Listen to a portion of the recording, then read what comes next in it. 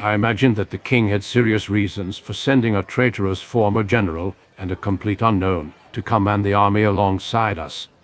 I see you haven't changed much, Roland. You're still the same old braggart. Be careful what you say, Lord Lee. We Monterians do not tolerate unscrupulous insults. Whether you like the situation or not is of little concern to me. You will carry out the king's orders, just as we will. Here for now, I am the supreme commander. Until the king arrives, you will obey my orders. We'll work together as equals, and there won't be any problems. Until the king arrives, I'll have to conduct some confidential investigations on behalf of the crown, and you or your militias won't stand in my way. We won't bother you. I personally don't want to pry into your shady dealings. Know that I'm not among those who believe in your innocence. You are a damned bastard, Lee. I don't even want to imagine how you managed to convince the king to restore your rank. I hope that Rubber gets tired of you soon and sends you where you belong, to the realm of Bilia. But before that happens, we shall work together and hold this defensive line on the border with Myrtana.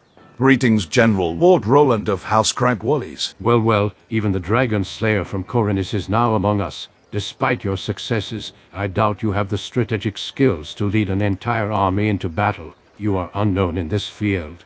However, I must admit, you really impressed us with your stories a few days ago at the court of Vanguard. What you did in the Valley of Mines and on the remote island of Ildorath is truly admirable. I have no doubt that the favor of Innes accompanied you into battle, but now what more can I say? Welcome to Hill, I guess. Didn't the king inform you of my arrival? Of your arrival, yes. The return of General Lee is a real surprise. I can't say now whether I'm more worried about fighting 50,000 orcs or fighting alongside a Queen Slayer. Lee's not a murderer. He didn't kill the Queen. We'll see about that. What's your name, General? I don't remember my real name. Just call me Rookie. What? Are you kidding me, you idiot? No, I'm not kidding you. So a Queen Slayer, and one who doesn't remember who he is? This army has become a shadow of its former self.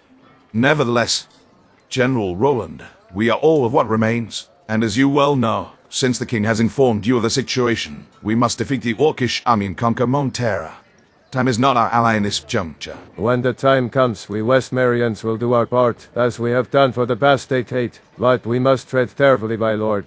Between us and the monolithic stone there is an army of well-trained orc warriors with years of experience in warfare. From what our spies report, it's likely their numbers will also swell with reinforcements from Tavern. We cannot sacrifice countless lives to conquer a single city and destroy this army in the process. We must fight, of course, but with cunning and shrewdness. We have an entire kingdom to liberate, not just a single province.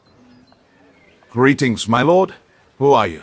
It is a true pleasure for me to meet the paladin who slew the archdemons of Belier. My name is Randall Dastark. My father was once Baron of the Westmer and Lord of Silden and Geldern. He died in battle. My family's household ruled on the largest province of Myrtana, even larger than the coastal region of Timoris. Today our lands are overrun by orcs, who enslave and exterminate my father as subjects, or rather those who were unable to escape after the Battle of the Sildenian Plains. Unfortunately, not many remained in the Westmer after our defeat, but those few who remained are now prisoners and slaves of the orcs. Flaytains waiting to be slaughtered for the amusement of those monsters.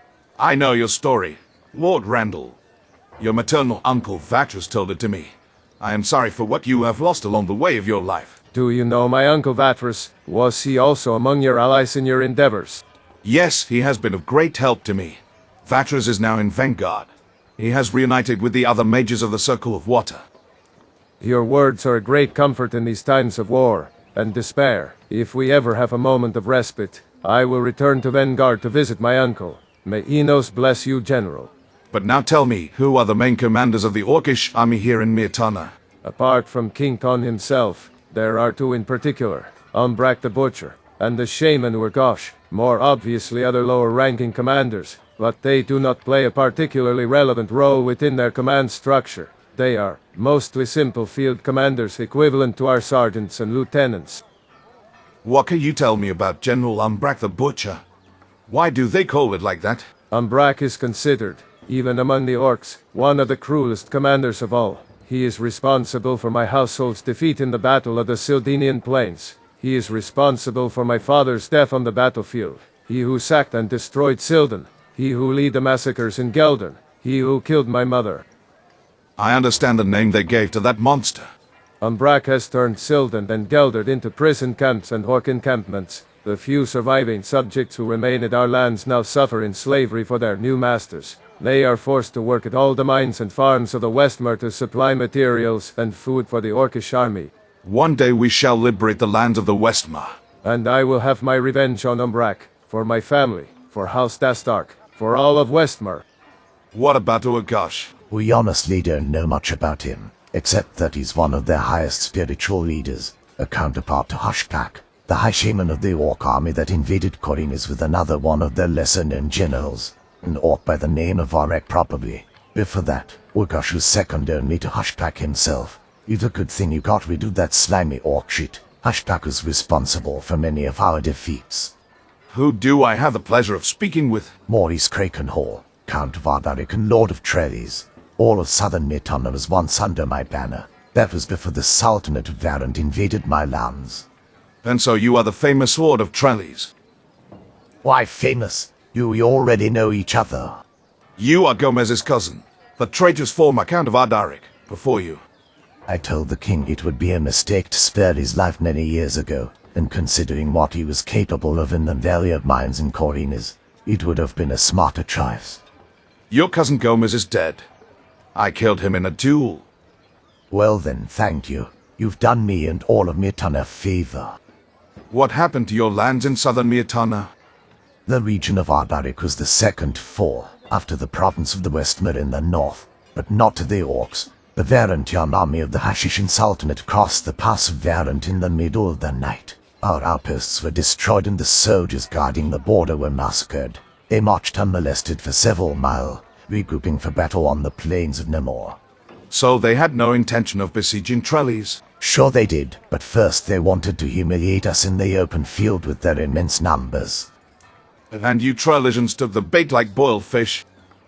Our spies hadn't reported such impressive numbers. That's why I wanted to spare the city as siege and faced the Varantians on the battlefield. But when we reached the plains of Namor, we realized our mistake. We were overwhelmed by the Sultan's army. With our army destroyed, we managed to retreat to Trellis. We then organized a desperate defense, but it was clear that we could not withstand a siege for a long time. We then decided to escape. Some of us stayed behind to defend the city. Our brother, Conrad, sacrificed himself to allow the few of us survivors to escape north. But were the Varantians and the Orcs allies even then? Nothing official back then, but it's possible that some secret negotiations between the two factions have taken place, even many years ago, at the time of the Battle of Nemoria and the Siege of Trellis. Now our spies report that the shared interests between the Orcs and the Sultanate of Varant have led Zubin to finally ally himself with Khan. If this is true, there could be more than 100,000 warriors between us and the monolithic stone. And that's why I think it's better to surrender than to stage a glorious battle that will actually turn out to be a massacre. We have no hope of defeating them, and you're all blind to this, our king included. We have only 20,000 soldiers, maybe some few more, but one soldier less or more cannot make a difference in this case. Surrendering? Have you all gone mad? Calm your soul, my lord. Of course, the Count of Ardaric isn't actually suggesting to rebel against the king or to desert, or even surrender. If we were facing armies that weren't bent on exterminating us, that would be a possibility worth considering given how many lives now depend on our decisions. But today we face armies that don't take prisoners of war treated with honor and respect, but rather slaves and beasts to slaughter. Most soldiers would rather fight to the death than suffer the other less than pleasant alternatives. Who are you? George Cragwallis, eldest son of Roland Cragwallis, Duke of the Heartlands, and Lord of Montera. My father here present. I see you all have quite a few titles. Our titles matter little now, since almost all the lands of the Kingdom of Myrtana have fallen into the clutches of the Orcs for the Varantians. Are you also one of the generals? The king hasn't informed me about you. I'm not a general. I'm a paladin commander. I am in charge of the militia of Montera, the local army of our province. I am here at this war council to learn and communicate your decisions to the officers of the Myrtanian army. Montera was your city. The lands of the central region of Myrtana were yours. Don't we have any chance of exploiting the territory to our advantage? I know our lands well. Unless we can lure the opposing armies into the Edland Forest, or into the Wildlands, I see no way we can gain a clear advantage in battle. And even in the remote, or basically impossible scenario, of being able to lure the orcs and the Varantians into those dangerous territories, where we could actually slaughter many of their forces with large-scale ambushes. I seriously doubt that with just 20,000 soldiers we could defeat them enough to reclaim the entire province of the Heartlands. In other words, we are completely screwed. How do you judge the morale of the soldiers? I judge it as that of a man condemned to death. I think you know what I mean, my friend. This can be an even bigger problem than facing an army of 100,000 warriors. The morale was better before Lord Oren retreated to the castle of Ferring with a substantial number of the North Gorge militia. What? A portion of the army's missing? What the fuck? Hadn't you noticed that one of the generals was missing from this war council? Bainos, what the hell happened? Really? What the fuck is going on here? Roland, I demand an explanation immediately. Everyone tone it down, or I'll kick and punch you all myself. This is a disaster, Roland. Damn it. We desperately need the North Gorge troops. How could you let a portion of the Myrtanian army abandon the front lines? I said to calm your spirits, Lord Lee. Very well, but I demand an explanation.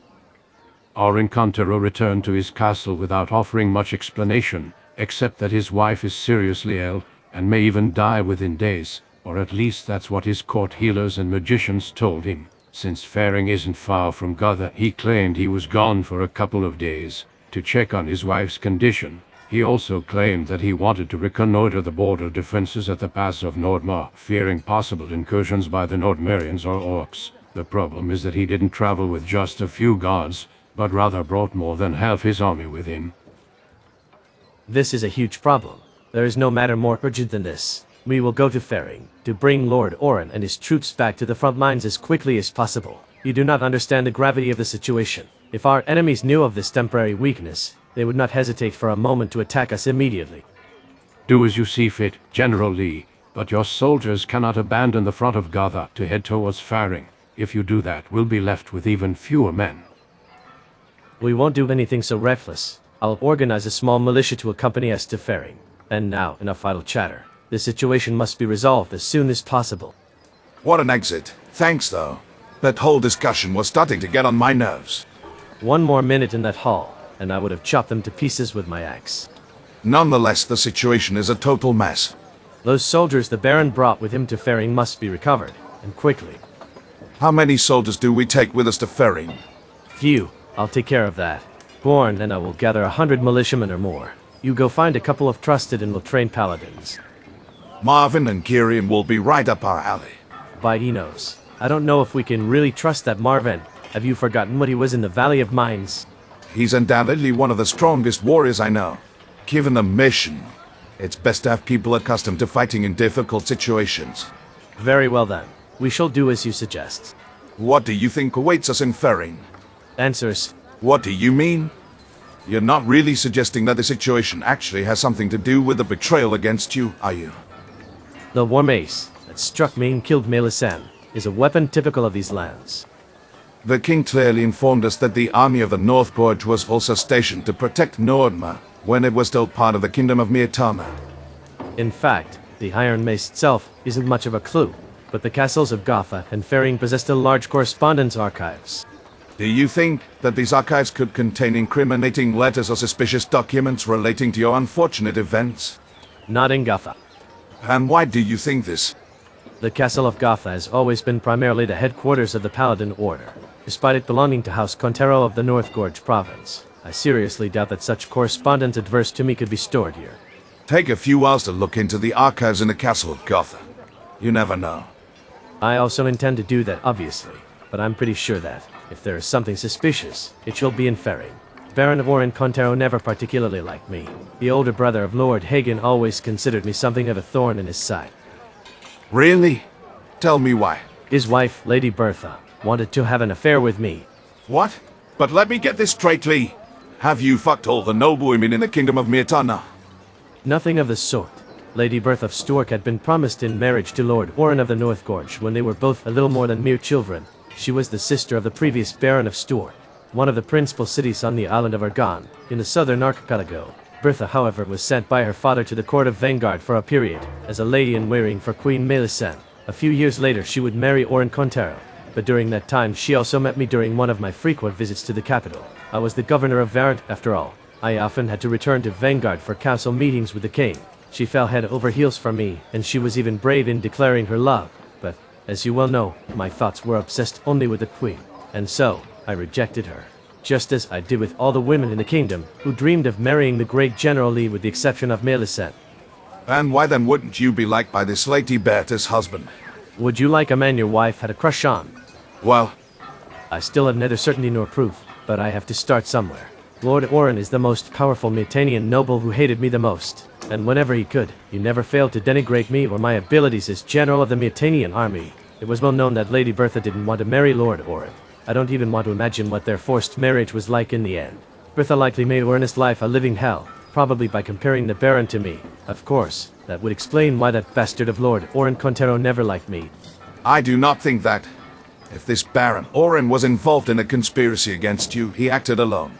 Clearly, the conspiracy must have involved several people, but the most powerful are also the most dangerous to the kingdom. I do not care about lesser lords who collaborated. We must focus on the conspiracy's leaders, who must surely be, or have been in the past, nobles of absolute power.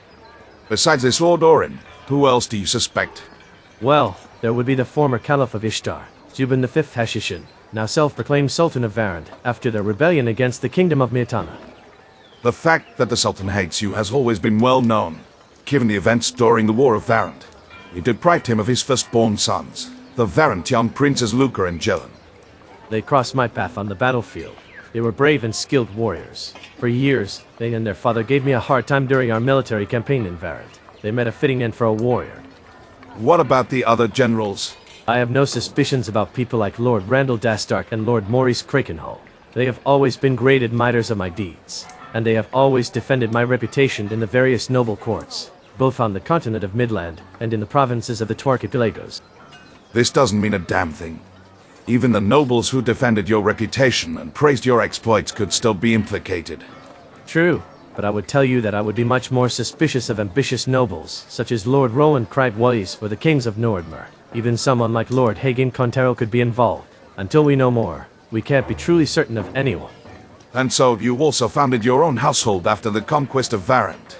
In truth, I have always been of noble origins. My grandfather was the second son of King White Tiger, the last true king of all Nordmer.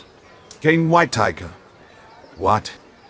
My great-grandfather, his name was Arnulf Tarker, but everyone called him White Tiger, or King White Tiger. He had 3 children, Ragvar, Carlistus, and Igraine. I descend from the bloodline of Carlistus, my grandfather. Tell me about your great-grandfather. I want to know more.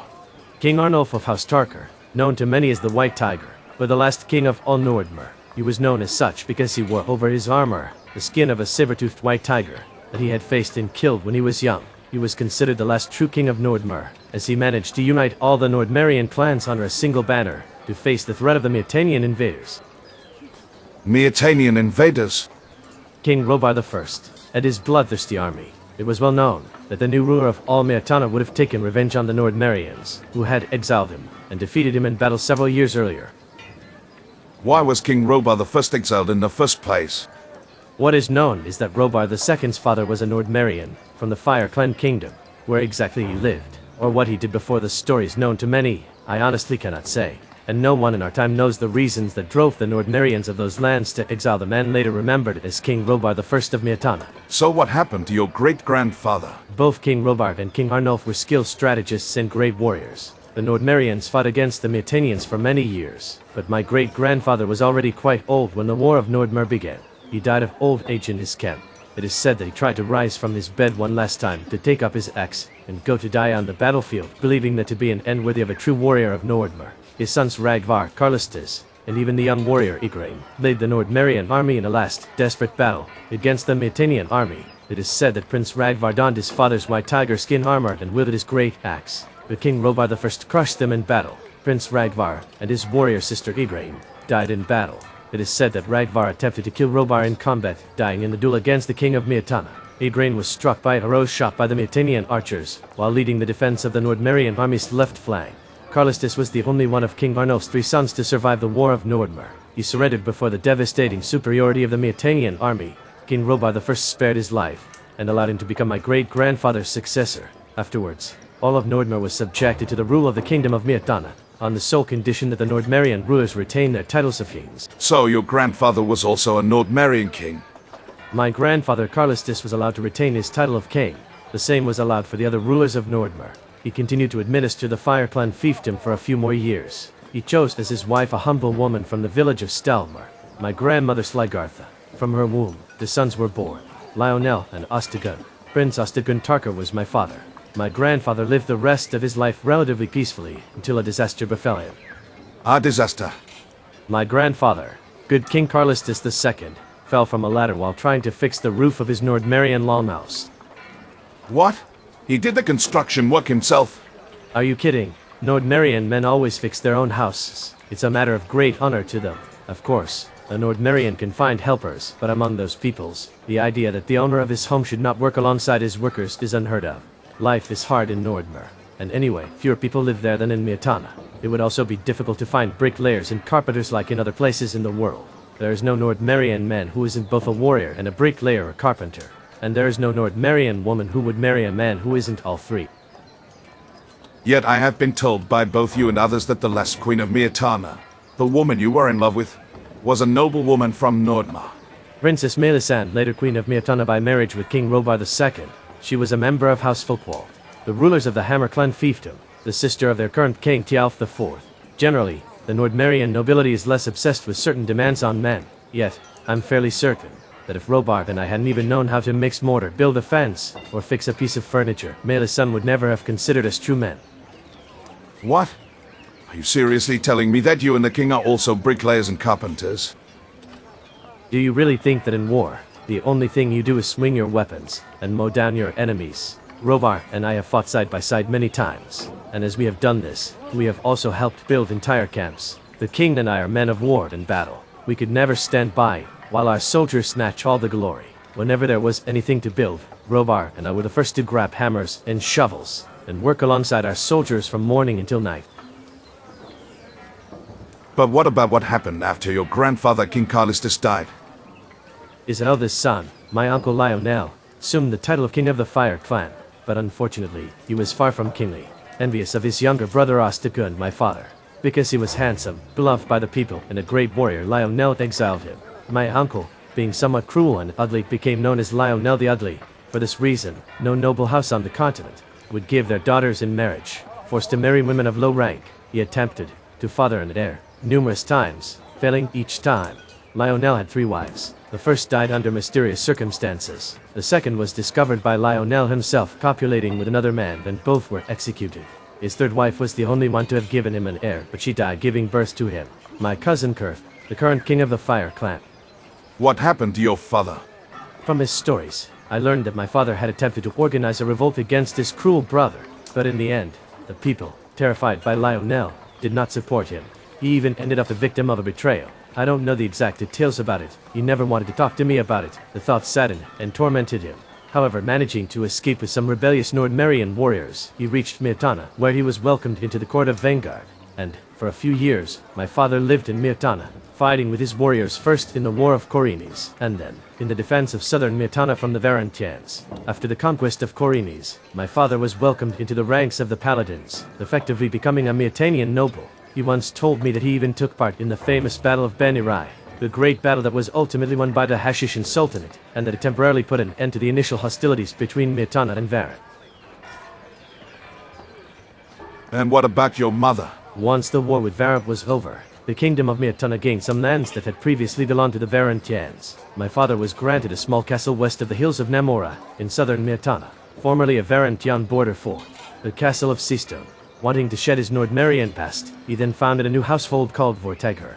From then on, members of his house would bear this new noble title. And so, my father, and the few remaining of his warriors, set out for their new lands, on the vast western coast of Myrtana. Some of them remain as paladins in my father's service, while others built homes and farms. And it was there that my father met a woman of humble origins named Constance. She belonged to a family of fishermen who lived in the village of Seastone, at the base of my father's castle. They married, and from their union, I was born. But sadly, ours was only temporary tranquility. Let me guess. The Varantians? They never left us in peace. Their raids were a constant stream of conflict and tragedy. Our castle was under the jurisdiction of the county of Ardaric, and therefore under House Kraken Hall of Trellis. and his vassals of Myrtana. The duty of House Vortigern was to guard and protect, alongside House Krakenhall, the borders of southern Myrtana. But no, my unhappy childhood wasn't thanks to those damned Varant young bastards. What happened to you then? When I was 5 years old, my father suddenly disappeared one night, never to return to my mother and me again. At the time, a violent war had broken out in the far northwest, on the coasts bordering the Orcish continent of Krushland. A powerful Orc warlord by the name of Wartalak had attempted to cross the straits separating Midland from Krushland, with a vast army to raid Nordmer, as the Orcs often did. The Kingdom of the Fire Clan was the first fiefdom of the humans on their path. My uncle, the cruel King Lionel called the Adli, made a rash move and laid his small army to the northwestern coast, intending to attempt to destroy the Orcish army camp there. But the Orcs were well organized. They had foreseen that the Nordmerian armies would attempt to drive them away, and, using skilled scouts, they managed to spot the advance of the Fire Clan army. The Orcs ambushed them, allowing the Nordmerian army to charge into the Orc camp. But when the warriors arrived, they found no one waiting for them. Then the Orcs attacked behind my uncle's rearguard, killing everyone, including King Lionel himself. My uncle's head was impaled on an Orcish pike and carried throughout the Fire Clan lands as a war trophy. According to the stories, people couldn't tell which was more frightening, the Orc army, or his ugly face impaled on a spear. And what does your father have to do with all this? His bond with Nordmer was already broken. The bond that the Nordmerians have with their homeland is something we Myrtanians will never fully understand. They aren't simply in love with their homeland. Their lands are part of themselves, like something sacred and eternal. My father returned to his homeland to defend that sacred bond. He died fighting the Orcs. He fought alongside my cousin, King Ker, my uncle Lionel's only son, and his successor as King of the Fire Clan. I feel sorry for you, my friend.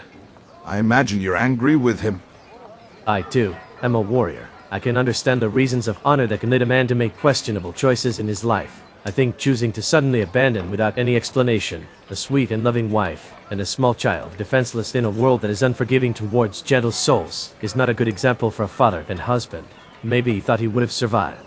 Only he knows can know this now. I will never forgive my father for the fact that my poor mother Constance suffered all her life for him. She was very much in love with him, and often she would suddenly shed tears when the painful memory resurfaced. She had to manage our land alone until I reached maturity and could take my father's place as Lord of Seaster. But why did your father go to fight the Orcs in Nordmar? What about the Myrtanian army? What about the other Nordmerian armies? Why did the Fire Clan face the Orcish threat alone? Even Corvinus could have sent some help maybe, as the island was already part of the realm during that period. Well, not totally alone. These disasters occurred during the interregnum. King Robar I had already been assassinated several years earlier, and the Kingdom of Myrtana was being ruled by his wife, Queen Nevia of House Cragwallis, while waiting for the young Prince Robar II to also reach the age to rule. Myrtana was still a fragile kingdom at the time.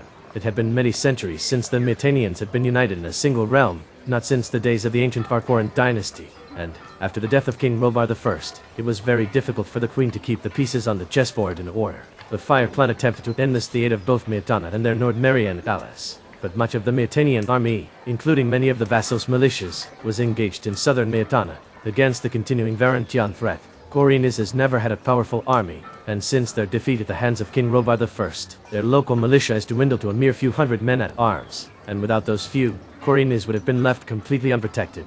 The Hammer Clan claimed to have no warriors to send, as they were engaged in war against the raiders from Elgor.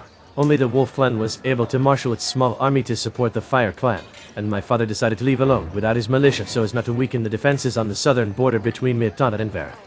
What happened to your personal militia after the fall of your father Lord Ostergun? When I reached the age of rule, I defended the southern borders of Myrtana for years, alongside the army of Trellis. Gomez, at the time, ruled the county of Ardarek. Damn, we were young once, then we hadn't always been enemies. It was Gomez himself who pleaded with the young King Robar II to finally invade Varant, and put an end to the raids in southern Myrtana once and for all. My father's militia fought with me throughout the War of Varant, until our final victory, when I was appointed governor of Varant. The small house Vortigern became the de facto ruler of Varant. The king transformed the desert into my barony. My personal army was greatly enlarged by this point. My militias guarded all the major cities of Varant, alongside those of the vassal caliphs. But after my arrest and exile, the king temporarily entrusted command of my troops to Lord Maurice Krakenhall, Gomez's cousin and new lord of Trellis. I know that many of my soldiers deserted after learning of my condemnation into the Valley of Mines. and those who remained under my banner in Varant are likely now in the realm of Enos, slaughtered during the rebellion led by House Hashishit. Some of my mercenaries from the Valley of Mines were deserters from my militia such as Torloff and Korn. You've been through a lot, old friend. I won't deny that it will be an honor to fight alongside you on the battlefield against the orcs. Leave honor to fools, and let's try not to make rash moves if we truly want to survive the coming battle. So are you going to work out a strategy? Of course, but I'll reveal my battle tips a few hours before the battle, to prevent the information from being leaked if there are spies among our highest ranks. When King Robar arrives, we shall discuss my suggestions with him. Don't be afraid, my friend. In one way or another, we shall make it through. Don't you even trust our light generals? In war, I don't trust anyone blindly. It's better to be more cautious than usual. But I trust the men who will be on the front lines with us. They must be the best soldiers and paladins in our army. If the front lines fall, it will be a matter of an instant before the rearguard flees in panic and fear of a massacre. Very well then. I'll go find Girion and Marvin. See you later. I'll stay a while longer in the inner citadel of the castle of Gotha. I need to examine some maps of the North Gorge province. To better understand the geography of the territory we'll be fighting over, I need to see if we can take advantage of any tactical elements. Afterwards, as we agreed, I'll inspect the castle archives. In the meantime, I'll order Gorn to gather the militia. Tired of all that chatter, hero of Porinis. I think you and I really need to have a talk, Count. Oh really? And what do we have to say that we haven't already, General? I am Maurice Krakenhall, Count of Arbaric and Lord of Trellis. And as you might imagine, I'm busy with some important duties. But what are you and your militia doing with the castle gates? We are testing the various defenses of the fortress, and especially whether the gate winches are functioning properly. I don't think any of us wants to find ourselves with broken gates in the event of a siege. I know all about the tone visions and teleportations. But what you had that poor wretch of Marvin steal on your orders. I see you are quite interested in my business, General. I asked that poor fool, by name and Marvin if I remember correctly, who now apparently associates with you as one of your paladins, to steal that tome from me, since the magicians of Fire and Vanguard denied me the chance to have it in more courteous ways. I don't even want to imagine what you did to get that imbecile into the Sacred Order of Inez. Why would you, a mere Tanian lord, and not a magician, be interested in a tome of ancient magic? I want answers. And then you shall have them. I organized that theft on behalf of a magician. I don't know his identity, because one night here in the castle, before I went to my quarters, he sneaked into my bedroom. He had a large sword on his back, which occasionally emitted a strange blood-red glow. The magician was sitting slightly back to me, on the chair at my table, given his dark robe. At his complete hood, I obviously had no idea who he was. His voice was hoarse and deep. At that point, in a panic, I drew my sword and asked who the shady figure was. The magician claimed to know me. He seemed to know what I most desired in the world, and that he could have granted it to me in exchange for a favor. And what is it that you desire the most, Lord Maurice? I want my lands back, my friend. The province of Ardaric. The entire southern Myrtana has belonged to House Krakenhall since the days of the legendary King Yorizil. Over a millennium ago, our roots in those lands are ancient. The bond with my ancestors calls me to reclaim the land of our fathers. Sooner or later the Hashishins will pay for stealing our land. Surely some random unknown magician, without even revealing his own identity, couldn't have granted you that. His offer was that, if I procured the book vigils and teleportations for him, within a week since our meeting, he would, when the time was right, he said, get my lands back to me, without explaining how. Wait a minute. You said he carried a large sword on his back, which emitted a strange, blood-red glow, and that he asked you to carry out the theft within a week from your meeting.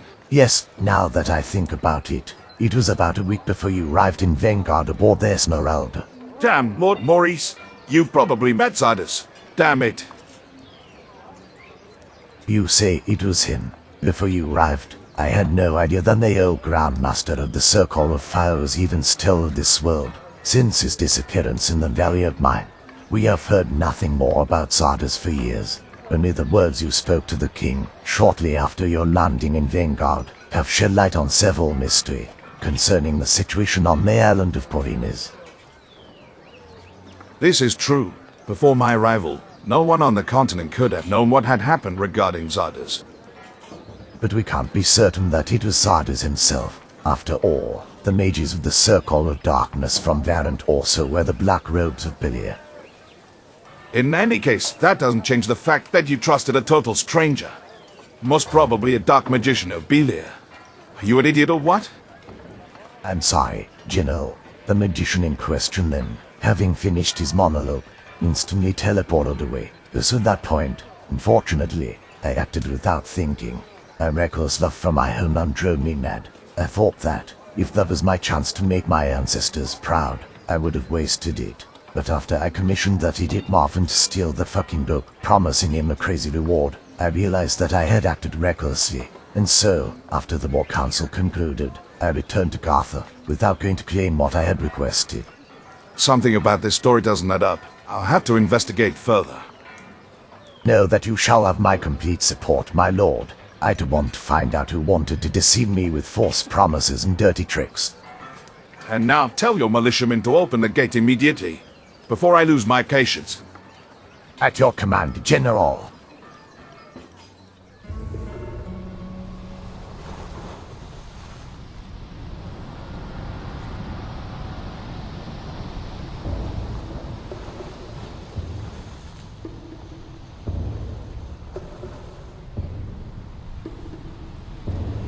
I think you've wasted enough time. How much longer will it be before your warriors are ready to march, Laura? Our soldiers shall be ready to depart tomorrow morning. We arrived in Trellis only yesterday. The troops must rest before marching further north. I do not intend to send tired and exhausted soldiers into battle. Even at a weak point, we must not underestimate the strength and resilience of the Myrtanian army. So, if we have nothing else to say, I suggest you leave me alone before I lose my patience. I'll return to Myrtana immediately. I advise you to show your faces there as soon as possible, Laura, before my king loses patience with you too. Tell your king that he will not begin any battle involving us until he has discussed his battle plans with me. Who do you think you are, Laura? You are not even the supreme chief of the Moors of the desert. Your father is. But I am the general in command of this army, and rest assured that Ugrasol Hashishin, Prince of Varant, will not be walked all over by anyone, not even by your king. I hope he's more far-sighted than his commanders. If he were like you, I doubt you would have achieved so much success against Myrtana, and we have also been more than generous in allowing you to use this harbor for the mooring of your galleys. I don't know whether to find your insolence charming or stupid, or I could just pick up my sword and slice you like a pig, Moor. That's enough for today. We'll really see what you Moors of the desert are made of. Leave this ship work, and do it quickly before I change my mind and decide to kill you and attack your king instead of Robo's army. Before this war is over, I will make you pay for your insolence, Moor. Well done, cousin. The battle hasn't even begun, and you're already in danger of turning our new allies into enemies. Go fuck yourself, Naphalan. Did you see or hear that filthy shitty beast? But those filthy, stinking beasts will have to be our allies at least for a while. Let's try to exploit them as much as possible. What do you think of the armies of the vassal caliphates? They're not entirely convinced by our plans, and have no faith in the logistical information the orcs have provided us. They fear that the army of Myrtana may be larger than expected, or that it might exploit these lands to its own advantage. Despite our overwhelming numbers, the princes of Bakaresh and Mora still remain hesitant to attack Gotha. Aside from the wildlands, the safest main route to Vanguard runs through the province of the North Gorge. But both the territory and the fortresses present could prove a trap, one in which we could annihilate our army, in the arduous attempt to breach the last Myrtanian defenses protecting the capital. I understand the doubts, Ismail. After all, it's obvious we can't cross the wildlands. Even the Myrtanian armies avoid them. Those territories are a natural trap. It's out of the question that our army would ever venture there, among mountains and paths infested with myriads of dangerous beasts and bandits. Even the crossing of the North Gorge region is no less dangerous for an army, but it's certainly preferable, rather than marching towards Norden and flanking the Myrtanian front from the north, crossing the Esh Mountains. And the border of the forest of Fort Gomery is also very well defended by robust troops. Penetrating the coastal region of Timoris, and thus reaching the gates of Vanguard, will certainly be no small feat. You have made a wise choice, cousin, in choosing to stay another day here in Trellis. I believe our allies need further reassurance before proceeding towards the impending battle against Robar's army. Speak with the vassal princes. It's best to have a clear understanding of their own motivations in the pursuing of this great endeavor. In any case, I do not intend to engage in battle against the Myrtanians until I fully understand what is going through the mind of your king. The orcs suffered greatly in their last great battle. Conquering Myrtana deprived them of a significant portion of their hordes. Their invasion has long since stalled, entrenched on the plain of Myrtana. We must ensure they truly have the strength to break through the Myrtanian lines. Once the fighting begins, there will be no escape. It will be a massacre for them or for us. We must be careful and proceed with great caution. The Myrtanian beast is cornered, but they will fight to the last man to defend their kingdom. Are the princes still in the castle? Yes, 1 hour ago I spoke with Shalkior in the citadel of the castle. They are there, waiting to speak with you. You and Naphalem finish disembarking the remaining troops and organize our army formations for the march. In the meantime, I will go to the castle of Trellis and discuss with the princes. I truly hope Belair assists us, cousin.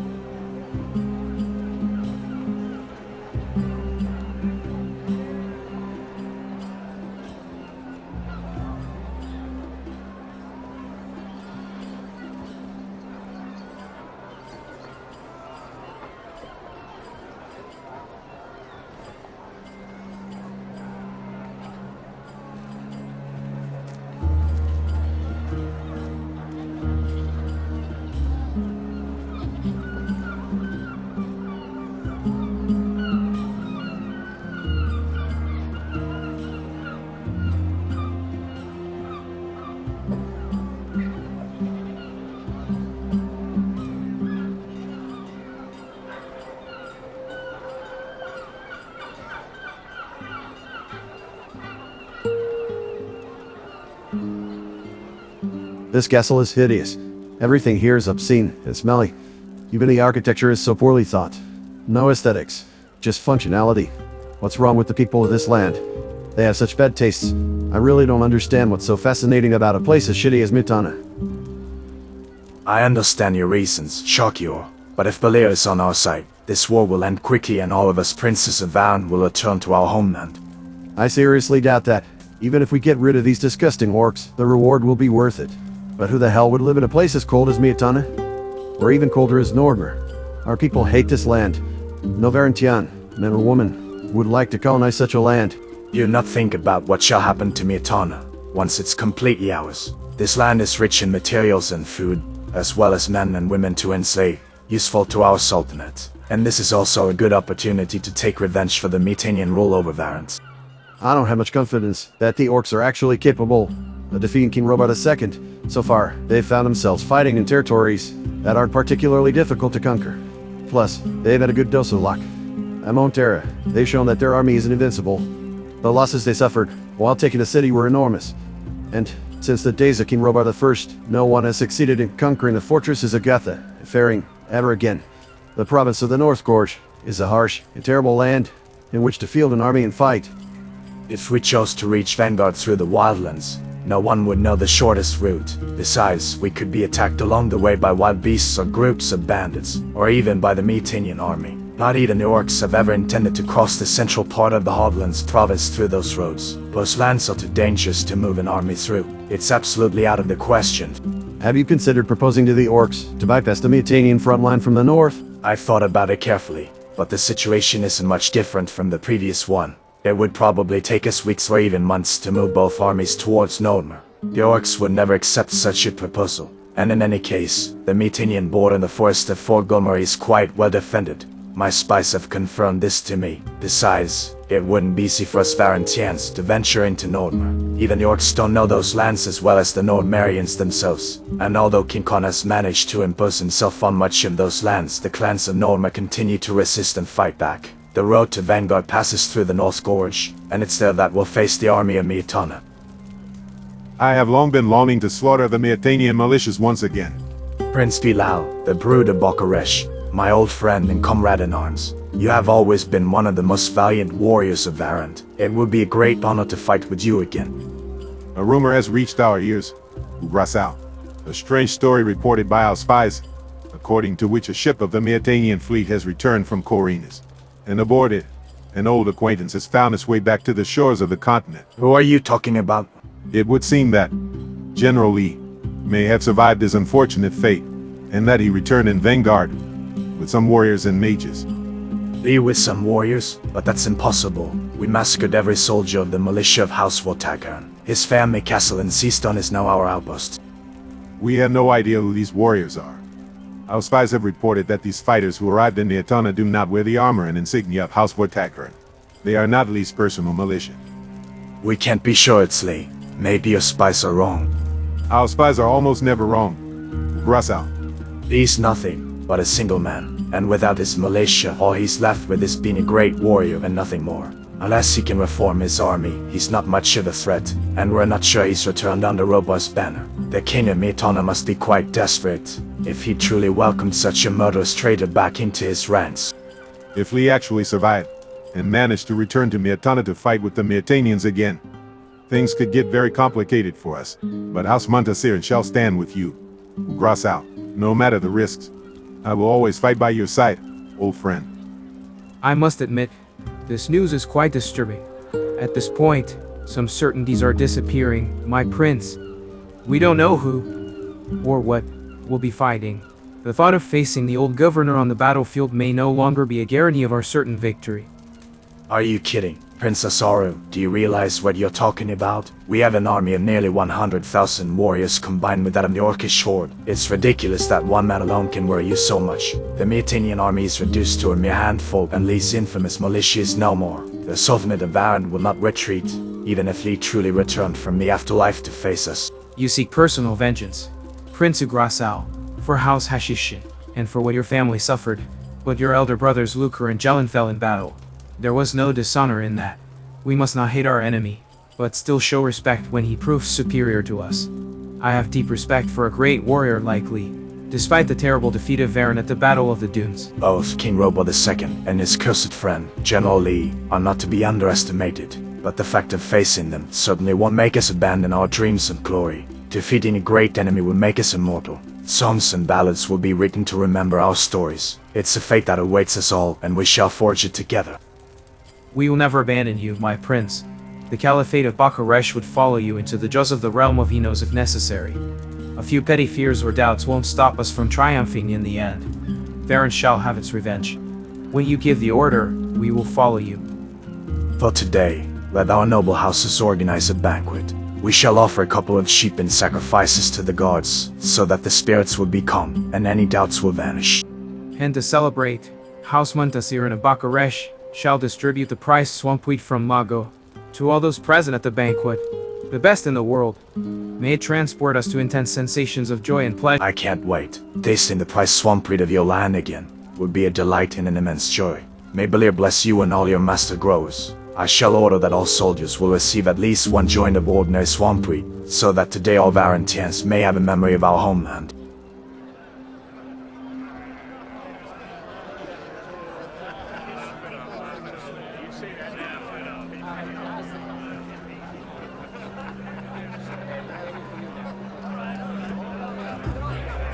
Greetings, Prince of Teras. You Hashishans have gotten pretty soft lately. Today we caught one of your own stealing our food supplies. A fucking Hashishan stealing from the supplies of House Alkosanen. In the Caliphate of Morsal, we don't like petty thieves. Even worse, if they come from other territories of Varant, we first crucified, and then quartered your unfortunate thieving soldier. You did well. I would have done the same, my prince. My sincerest apologies. What do you want from us, Prince of Grasau? I just wanted to check on your condition. How's your morale? Are you ready to march? As for our morale, I'd say it's shit. I don't like the idea of allying myself with some disgusting orcs, even if the reward could be more slaves and vast territories of Myrtana. But we've already made our agreements, and trade and political pacts are sacred to us in Morasol. How is your sister Yasmin? She is worried about you, my prince, but we have reassured her that we, the warriors of Morasol, will protect you to the best of our ability. I hope Ballad will allow me to return to her. I hope you will grant us a quick triumph and return to Tavern as victors. When will you give the order to march towards Myrtana? Rest for today. Make your offerings to Ballad. Tomorrow morning we will march towards Myrtana. We will sacrifice 3 sheep, the first in honor of Ballad, the second for those who believe in Adonis, and the third so that the gods may grant us and our families long life and prosperity. Have you heard the news from the spies of the Caliphate of Bucharest about Lord Lee? Of course.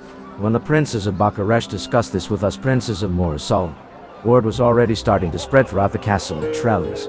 I wouldn't be surprised if, within ours, it also spread throughout the city, all the way to the southern docks of the harbor. By tomorrow, all of our warriors will probably know that they may find themselves facing generally on the field of battle.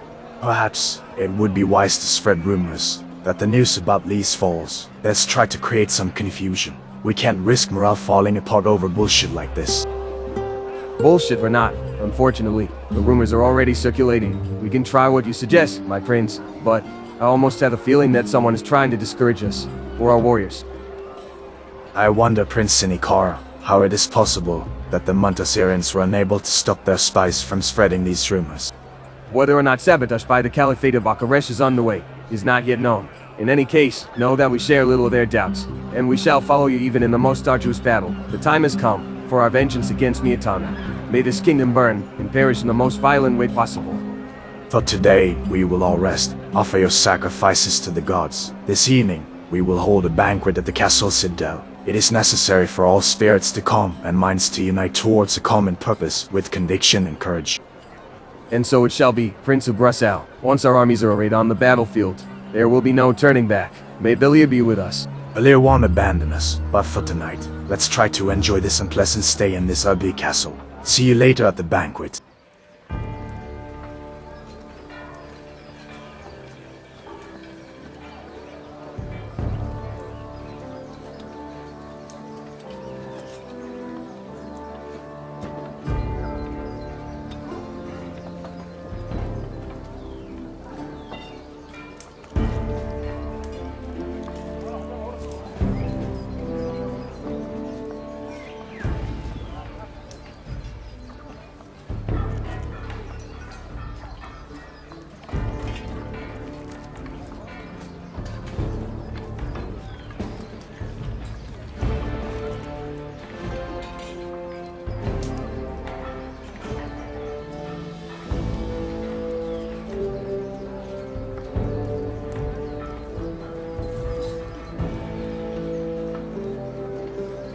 I still can't believe my eyes. Marvin, I'm so happy to see you again. When Lutz told me that you two had arrived with the army, I was really amazed. Enos grants us to direct our swords towards a common purpose, once again. Runar, old friend, we meet again here in our favorite Myrtana, where the paths of fate have led us to war. Lutz told me how you survived the Valley of Mines, and then what happened to you after the fall of the magic barrier. Personally, I've always tried to defend your reputation, alas, in vain. But I was, and remain, only a paladin. I could never have influenced the decisions of the Court of Vanguard. I argued with Roderick over your unjust conviction. But after the first uprising of Archolos, his word became the most authoritative on the island, by order of the crown. I don't condemn your rebellious actions, and your support for the infamous former Count Gomez. You had your reasons for hating Myrtana. Maybe, if I were you, I would have done the same things. Gomez deceived me with false promises about Ivy, and I realized his deceptions too late. I earned my redemption by fighting the dragons who invaded the Valley of Mines, and in doing so, I earned my investiture by General Lord Hagen as Paladin of Myrtana. So, forget all the mess. It's all sunk in the abyss of the past now. Instead, tell me what happened to Archolos after I was sent to Quarines. I've heard all sorts of tales on this regard. After your departure, I was furious. I abandoned the Fire Mage's residence in Archolos, even arguing with Kendak. He argued that our duty was to remain calm and continue protecting the island, and that we should have done it also to honor you and your deeds. I didn't listen to him. I doubted everything we were fighting for, even my faith in Eos, and so, I left the city to travel as a wandering warrior. I did my best to protect the weakened defenses from bandits, orcs, and wild beasts. Gandak tried repeatedly to convince me to return to the city, claiming that Archolos would be better protected, and I kept arguing that the island deserved protection, not just the city. The day after I rejoined the paladins at Castle of Wolfden, the second uprising of Archolos broke out. Did you try to defend the island from the rebel army of the Araxos merchant guilds? The city of Archolos was besieged by the Araxos army of that bastard Lorenzo. The Myrtanian militias were nowhere near capable, or numerous enough, to stop the rebel attack. Just 2 years earlier, the rebellion of Ulrich and Volker had broken out. The plan was to abandon the castle of Wolfstein, with all the troops there, and attack the enemy line from the rear, thus breaking the siege. But let me guess, Enos didn't favor you that day. It was a tragic and unfortunate moment. No, the glory of Enos did not stand by us that day. The commander of the castle of Wolfstein was Gandak, but he was in the city. Therefore, the soldiers and paladins were in confusion. I attempted to impose myself as commander of the expedition and succeeded, at least to the point of breaking the siege of the city. We organized a temporary chain of command and prepared the troops for the march. But we never reached Archolos. We fell prey to a huge ambush on the road between Silba and the city. The Araxos army was waiting for us. We fought valiantly to the last man, but we were massacred. I was struck violently by a crossbow bolt. To this day, I cannot tell you why Enos allowed me to survive.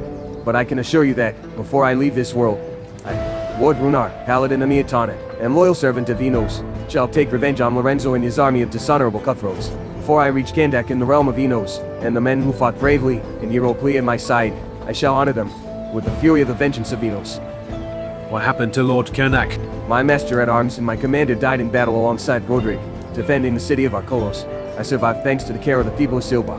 Despite my wounds, I woke on the battlefield and, suffering from countless fractures and pain, managed to reach the village. I hid there for a month, until I was found by the only two soldiers who survived the massacre at Archolos. They were Saul and Samber, who, through mutual acquaintances in Silba, had learned that I had survived and was hiding in the home of a peasant family.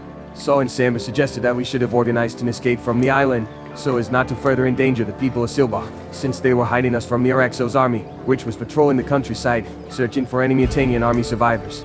And how did you escape from Archolos? The peasant family that was hiding me had a friend who owned a merchant ship. The merchant traveled frequently to sell his wares, particularly Archolosian wine. In exchange for our protection on the sea route to Myrtana, he offered to transport us to the continent of Midland. We hid our equipment and disguised ourselves as ordinary sailors. After nearly 3 weeks of sailing, we finally reached Myrtana, disembarking at the coast of Timoris, at the dock, on the beach of Cape Dunn. From there, we headed to Vanguard to report immediately to the Royal Army. We were then reassigned under the command of General Lord Roland, here at the front of Gotham. Holy crap, Runar. I thought the dragons on Corinis were the new general, but you certainly didn't have a good time. And now it seems the situation is only getting worse by the hour. I have a feeling the orcs won't be quiet for much longer. Did you also go to look in the distance outside the front fence? Damn it, Runar. The entire plain of Monterra is an orcish encampment. I reckon there are over 50,000 warriors there. Well, there will be glory for all then. Enos presents us with a great battle, and we will fight it for his glory and that of the kingdom. I see you're still the same fanatic you used to be. I like it. I long doubted that Enos had abandoned us, but surviving the disasters of Archolos and the incredible stories you and your comrades in arms brought back from Corinis have made me reconsider. Enos has not abandoned us. He's with us, giving us strength and courage to defeat the invading oppressor and defend the people of this great kingdom. Keep the fanaticism, old friend. I saw you fight on Archolos, and when your sword is guided by faith and a noble ideal, you are one of the most formidable warriors I have ever known. Now let's talk more pragmatic things. It's well known that Runar is a crazy fanatic of Venus. Let's talk about more serious matters. You're more in touch with the generals. What do you think of this whole return of General Lee thing? I still can't believe we marched under his command. The king has given him the opportunity to unravel the mysteries of the conspiracy. Entrusting him with command of the army again seems like another one of King Robar's desperate moves. I don't know much about it. I wasn't present in the castle of Vanguard when all this happened. Don't get me wrong, this decision by the king is one of the most rational he could have made in such a situation. I too am convinced that Lord Lee was the victim of a conspiracy. I hope Enos allows him to exact his revenge sooner or later. And if you need a few more swords for the purpose, count us in. Great, but at the moment, I really hope Lee comes up with some good ideas to stop that orcish horde that could fall upon us at any moment. Now instead there would be really the need for a brilliant plan to bring the North Gorge militia back to the front. If the orcs knew of this temporary weakness, they'd probably already be marching to tear us to pieces.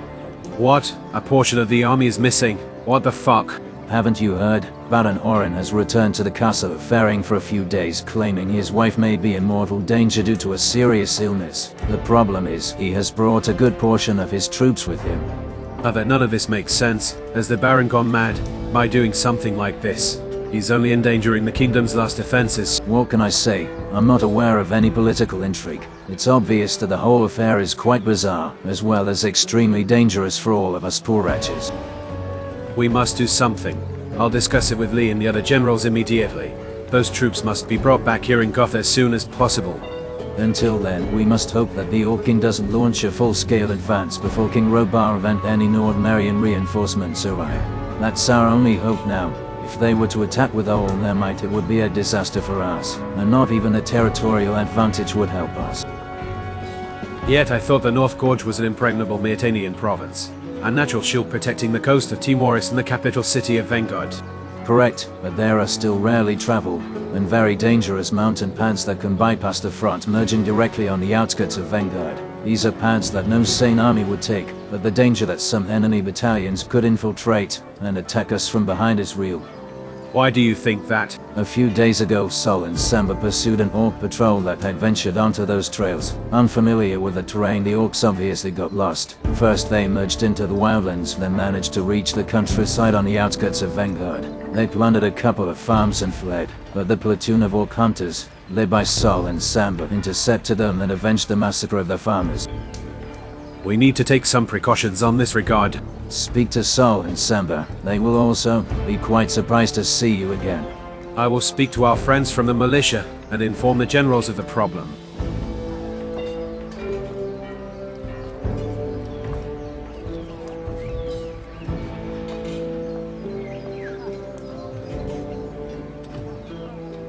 You finally made up your mind to show up, old friend. I'm sorry I didn't come to greet you earlier. Since I arrived in Myrtana, I've barely had time to shave. I still can't believe you were among the paladins in the vanguard of the army during the march. Lutz told us all about your misfortunes and Corinus. We all tried to get you out of the Valley of Mines before the magic barrier was created. No one among the Myrtanian nobility, except Grayson and Enskar, supported your cause. Leave it alone, Sol. I've made my mistakes and paid dearly for them. Marvin, what are you talking about? You're a fucking hero. You fought dragons with Lord Hagen's paladin commander. What you did for that damn traitor of Lord Gomez will not overshadow your subsequent heroic deeds. But my cowardly and reckless actions have caused me to lose the woman I love. Lutz told us about what you did with Ivy and her sister. You're in deep shit with this matter, my friend. I doubt that even Enos could help you with that. We'll see about that. I'm actually glad you survived the rebellion of the Araxos Merchant Guild. Lorenzo will pay for all the pain inflicted on the people of Archolos and the entire Eastern Archipelago. It seems we all owe a debt of revenge to that damned bastard. It was he who accused you of conspiring with Ulrich and Volker. Truly ridiculous. How could the people believe such nonsense after all you did for Archolos? Sometimes, I think those citizens deserve the massacres perpetrated by the Araxos army. Maybe some too, but massacring an entire city even worse than what Ulrich and Volker did? No, I'd say the defenseless would never deserve such a dire fate. Have you heard the latest from the Eastern Archipelago? It seems that the bastard wasn't satisfied with Archolos. He did the same thing in Londran and Kellen. The Araxos rebel army is attempting to take over the entire province. Londran, my homeland. Every time I hear the name of my country mentioned, I think back to the times when everything was simpler. The times of my carefree childhood, when war was something that could not afflict me. The gods have not been kind to our lives. Well, let's hope for a better future then. You're a paladin now. You're certainly not having it so bad anymore. You barely have time to talk with a simple sergeant and a bold corporal anymore. Now that I think about it, should I perhaps call you Lord Marvin? You're in a prank mood, I see. Go fuck yourself, Sol. You and your Lord Marvin. I'm one of you. Oh well, like if we're not the stories of the warriors who arrived aboard the Esmeralda or the talk of the town. You've become quite famous here in Myrtana. Whether our friend is now a lord or not, or whether he has time for us matters little to me. I saw you talking to Runar and Lutz. Samba, I don't recognize you anymore. What happened to you, old friends? Is it because of my constant dark circles and ugly skin tone? The last few years have not been kind to me. When we were on the island of Archolos, we were all young and unaware of what was about to happen to us. Ever since Ulrich and Volker's rebellion, nightmares have tormented me. These nightmares are now amplified by those caused by the Araxos Merchant Guild of Prison. Every night I see the faces of the poor wretches slaughtered in the streets of Archolos. The first time by the wolves and soldiers, the second time by the Archolos soldiers. Sometimes I think that surviving the massacres on Archolos was just a curse. We are just lost souls in the rivers of blood of the war. Sooner or later, Adonos will punish Lorenzo and all his cutthroats. The gods. The gods. They abandoned us long ago, Marvin, just as they abandoned the people of the entire Kingdom of Myrtana. A few days ago I witnessed yet another massacre of innocents, even children, by a platoon of orcish raiders. We pursued the orc patrol and killed every last one of them. However, in the end, yet another failure haunts me. We didn't arrive in time to defend the farms. How could Enos or Adonos allow such disasters to happen? How could they allow the followers of Beliar to prevail? I would leave the divine matters of the War of the Gods to the mages and their attentions. We are warriors, and we have our own battles to fight. Lutz explained to me about the risk of infiltration by all patrols on the coast of Timoris, and in the outskirts of Vanguard. Those mountain passes must be guarded, or blocked somehow. I'm an army scout, and I can tell you that if our enemies find a way to outflank our front, even through dangerous mountain passes, we could find ourselves trapped in a pincer maneuver, stranded in the North Gorge, between the plain of Myrtana and the road to Vanguard. The region of northern Myrtana could turn from a natural shield into a death trap. This is a good terrain for deploying an army on the battlefield, whether for defense or attack. And the plain of Myrtana lends itself well to various tactical maneuvers. All this as long as our enemies attack us head-on and not from various directions. I will speak to the generals about the problem immediately. Don't worry, Samba. We shall find a solution as soon as possible. But we can't wait, Marvin. While we're talking, other orc patrols may already be traveling on those trails searching for an alternative route to Vanguard. Saul and I will set out immediately with our men to block those mountain paths. You intend to lead a group of soldiers on your own without orders from the generals? Are you crazy? You're a rather important paladin. You can give orders to ordinary soldiers, even these kinds of urgent orders. If you take responsibility for this mission, no one will dare question your choice, if it is motivated by absolute necessity. Don't worry about that. I'll see what I can come up with. I'm actually worried about the mission. Do you think you can accomplish this quickly? Only Enos knows this, but I think so. Our scouts are skilled and capable men. We will succeed. Well then, may Enos protect you. Don't die, old friends. We still have another war to fight together. Don't worry about us, Marvin. Instead, make sure you don't get caught up in some mess like Archolos. Our past is buried in our memories, willingly or not. We are warriors now. Your place and ours is here, at the end of an era on the path of battle. Let's find out where fate leads us.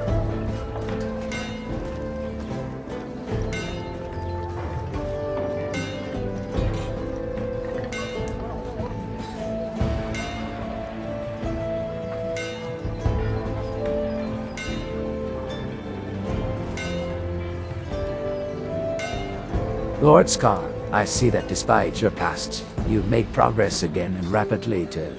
Sometimes I think our mutual friend is a little too kind to some people. You saw something in him from the beginning, didn't you, Diego? I taught him to fight, but soon the apprentice far surpassed the master. Which is why Gomez welcomed him into his ranks. I didn't have much to do with him during my time in the Valley of Mines. Your master caused quite a stir back then, and it doesn't seem to me that you've done anything about it, even though you claim to have wanted to free yourself from that situation.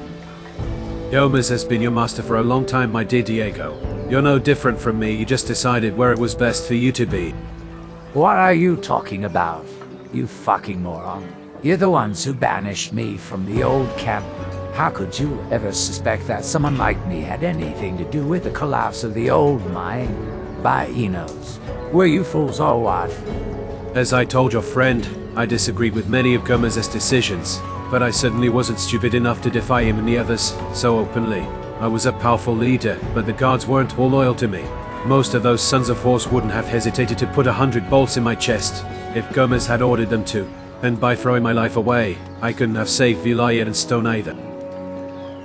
Apparently fate is bizarre, and now we're all together again. We've been through so much, and our patience is running out. I just want to make sure you don't intend to do anything else foolish, and that our mutual friend can truly trust someone like you. My patience is also exhausted. I'm tired of the pain and tragedy that this war has caused. If I hadn't had to leave Londram, perhaps my brother Yor would still be alive. Perhaps fate would have allowed me to meet my Ivy in different circumstances. But woman who took my heart, perhaps I would have lived a peaceful life on my island. Without all this, without the fleeting glory and useless honors. After all, everything that has happened to me is the fault of this war. The orcs will pay for ruining my life. From now on, until my last breath, I shall be a paladin, and fight to restore peace in the Kingdom of Myrtana. Calm yourself, Lord Marvin. The fire of Hynos burns within you, and soon you will need to make it burn even more fiercely when you face the hosts of Belir. An old friend, will you ever be able to forgive me for what we did to your brothers? What you did to Corsto and my other brothers was a sacrilegious act. The pain filled me for days. I shed many tears. They had welcomed me into their ranks and taught me to develop my magical powers. They made me feel part of something when I had nothing left in this life. Hynos teaches charity and forgiveness, and I will not oppose his precepts. But as a human, I don't know if I will ever be able to forgive you, Marvin. But if your regrets are genuine, Hynos knows it, and only he can truly forgive you or banish you in the eternal pain of the realm of Belir if you deserve it. Before that happens, I'm taking a lot of shitty orcs with me. I will let him taste the fury of my vengeance, and that he knows if he decides to accompany me on this endeavor. I think our Dragonslayer friend can truly trust you. You have changed much since the Valley of Mines. Continue to seek the redemption of Hynos, and perhaps one day you shall find his peace. May Hynos always enlight your path, Lord Marvin, Paladin of Myrtana. Well, I personally don't give a shit about all these grand speeches Baron's got. Just call me Marvin, the name my mother gave me. It's one of the few things I have left from a less dark past than this one. Fine, Marvin. What I want to emphasize is that the generals don't realize this army is in dire straits and its morale is in shambles. Has anyone even noticed the situation? That portion of the army headed towards the castle of Ferring, the main residence of the noble house that rules over the lands of this province, for reasons that, in my opinion, are highly questionable and suspicious. I'm not surprised that morale is in shambles, Thoris. Imagine if the orcs even knew about the mess. I'd heard something about it, overhearing some soldiers talking among themselves. I thought it was bullshit, or that they'd been drinking and smoking swamp weed. So, you're basically telling us that we're already dead. The orcs have over 50,000 warriors. Just look at how they've occupied almost the entire plain of Myrtana. We're the few to defeat them, so we're to face not a battle but a total massacre. I myself never expected the Myrtanian front line to be in such a shitty state. I'll speak with the generals. The situation must be resolved. The North Gorge militia must be brought back here. You must remain ready and vigilant, Thoris. And if I need you, I know I can count on you. You are one of the best warriors. Let me know if you need me, Marvin. My sword will be yours whenever you need it. The difficult plight of the Valley of Mines brought us together towards a common purpose, and today is no different. A new purpose unites us. Consider me a comrade in arms, old friend.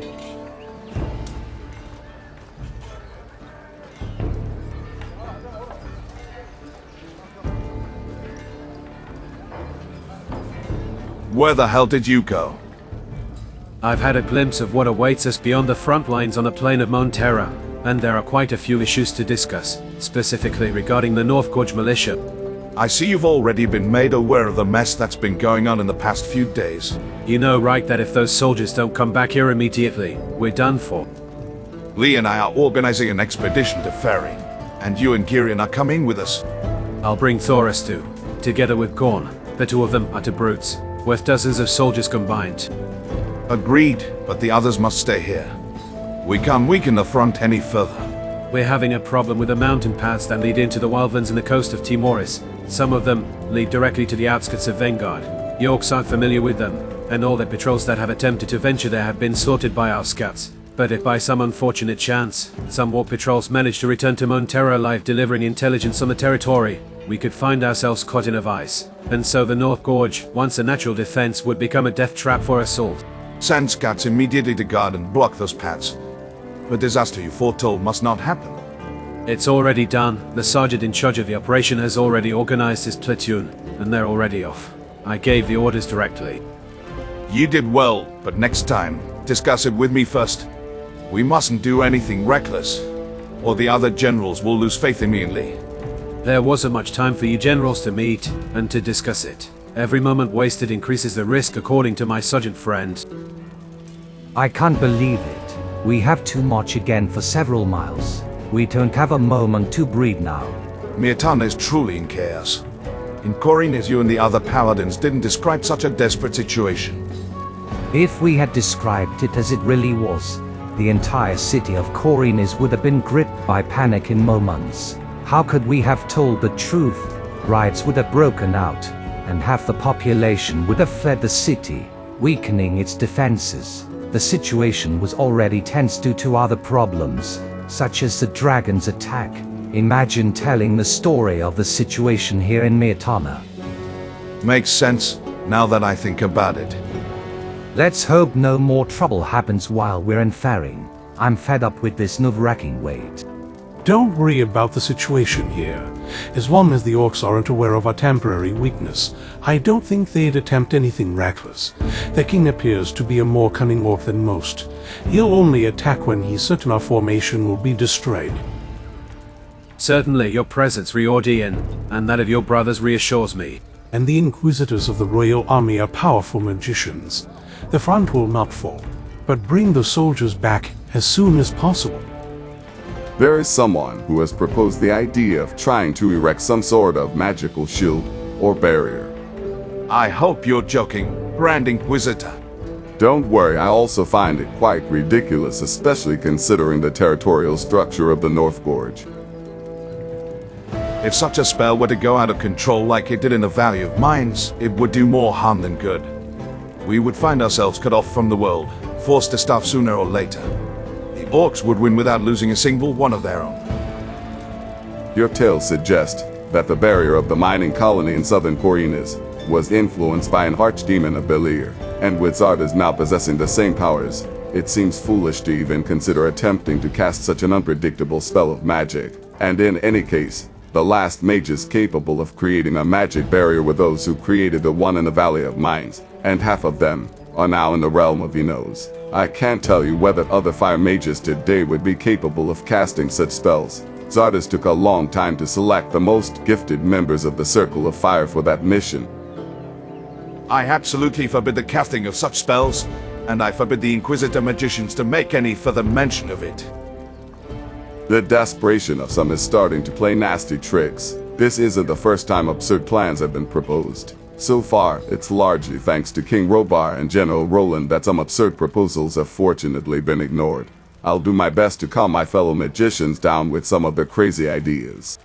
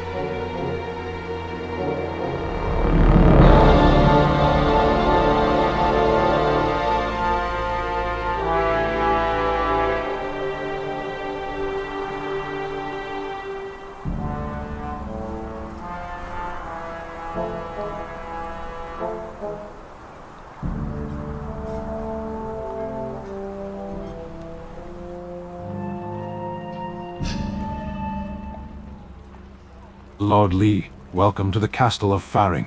House Contero is pleased to welcome you and your troops. Greetings to you, Lord Orin. We meet again. It has been a while since our last meeting. Was it in Vanguard, if I remember correctly, while they were dragging you away in chains? But as you can see, the ways of fate are sometimes unpredictable. It seems that Enos hasn't finished with me yet. If King Robar II himself has decided in a certain way, who am I to object? The humble Baron of the North Gorge shall obey His Majesty's will. We're here to get your troops back where they belong. You, on the other hand, do as you please, Orin. If Gardis has gotten the better of you, at least let your men defend the kingdom. No, my lord, don't think that about me. I was only worried about my wife Bertha, but as you can see, our worries have diminished. The Baroness is back in excellent health, and I made sure this castle is well protected for her too. And now that we've ensured our defenses are functional and that the Nordmarian border is secured, I can return a good portion of my warriors to the front. Great. So let's skip the pleasantries and get ready to march. Ah, you're the new general, the famous dragon slayer from Korinis. It's an honor to meet you. Thank you for your gratitude, Baron. But I'd prefer we hurry and get your men back to Gotha. You've certainly traveled many miles and quickly too. Please, my lords, be our guests for the night. Let us all rest for today at least. It won't be long before sunset. Your militia can be stationed at the fort guarding the border with Nordmar. You may rest assured, my lords. As you may well observe, my health has improved. Praise be to Innos. Be our guests for tonight. My husband and I would be delighted. I'm glad you recovered so quickly, Lady Bertha. The ways of Innos are certainly unpredictable at times. Innos took pity on me. He is just and merciful.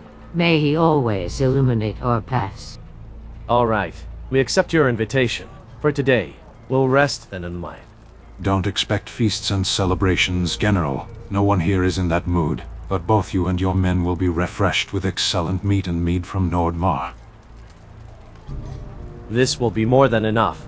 Regarding my brother Hagen, you also had dealings with him on Korinis. Ever since what was said in the throne room of Vingard, numerous thoughts have been troubling my mind. What do you think of the situation there? Will my brother and also my nephew make it back to Myrtana alive?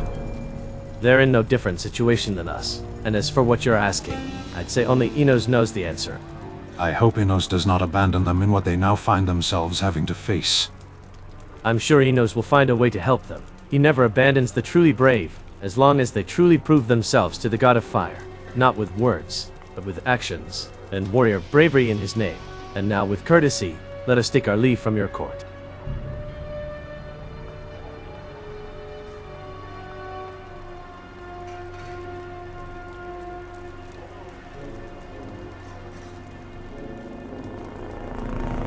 Do you really think it's a good idea to stay here? No, of course not. Something's wrong here. I expected a different situation, and not such a warm welcome. Don't be fooled. Orin Contero is a snake in sheep's clothing. This whole mess he's made, taking his militia with him, could have been easily avoided. So, he's either a traitor, or he's an idiot. I fear that the probability leans more towards the first option, unfortunately for all of us. Do you think we are in danger? I couldn't tell you right now. Certainly, this whole story about the Baron withdrawing a large portion of his troops to his castle, allegedly due to the threat of dangers looming from Nordmar, and his concerns for his wife's health, seems very strange to me. Nordmar appears to have become a very dangerous territory. It always has been. Even when Myrtana ruled, those lands were among the most dangerous in the world. I can understand wanting to check the defenses at the border, but I doubt that this was one of the reasons that drove the North Gorge army away from the front of Gotham. So, what do we do? For now, nothing. You all go get a beer at the inn. I'll head to the castle archives. I might be able to uncover something more about the current situation, perhaps even by investigating the conspiracy I was a victim of. Still paranoid, I see. I'm right to be. So far, being paranoid has almost always saved my ass. We'll be waiting for you at the inn down in the village. If you need me for anything, come find me immediately.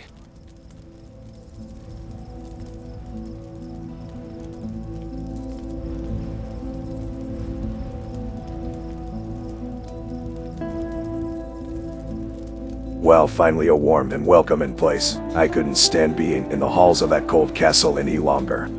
Maybe they haven't had guests at the castle for a long time. This is evident. The Baron's servants lit the fireplace in our quarters shortly after your discussion at the Citadel. Even in spring, northern Myrtana is very cold. I don't want to imagine the climate in Nordmar. Nordmar, a frozen and hostile land. I hope I never end up there. Let's have a drink. Maybe it'll warm us up on this cold night.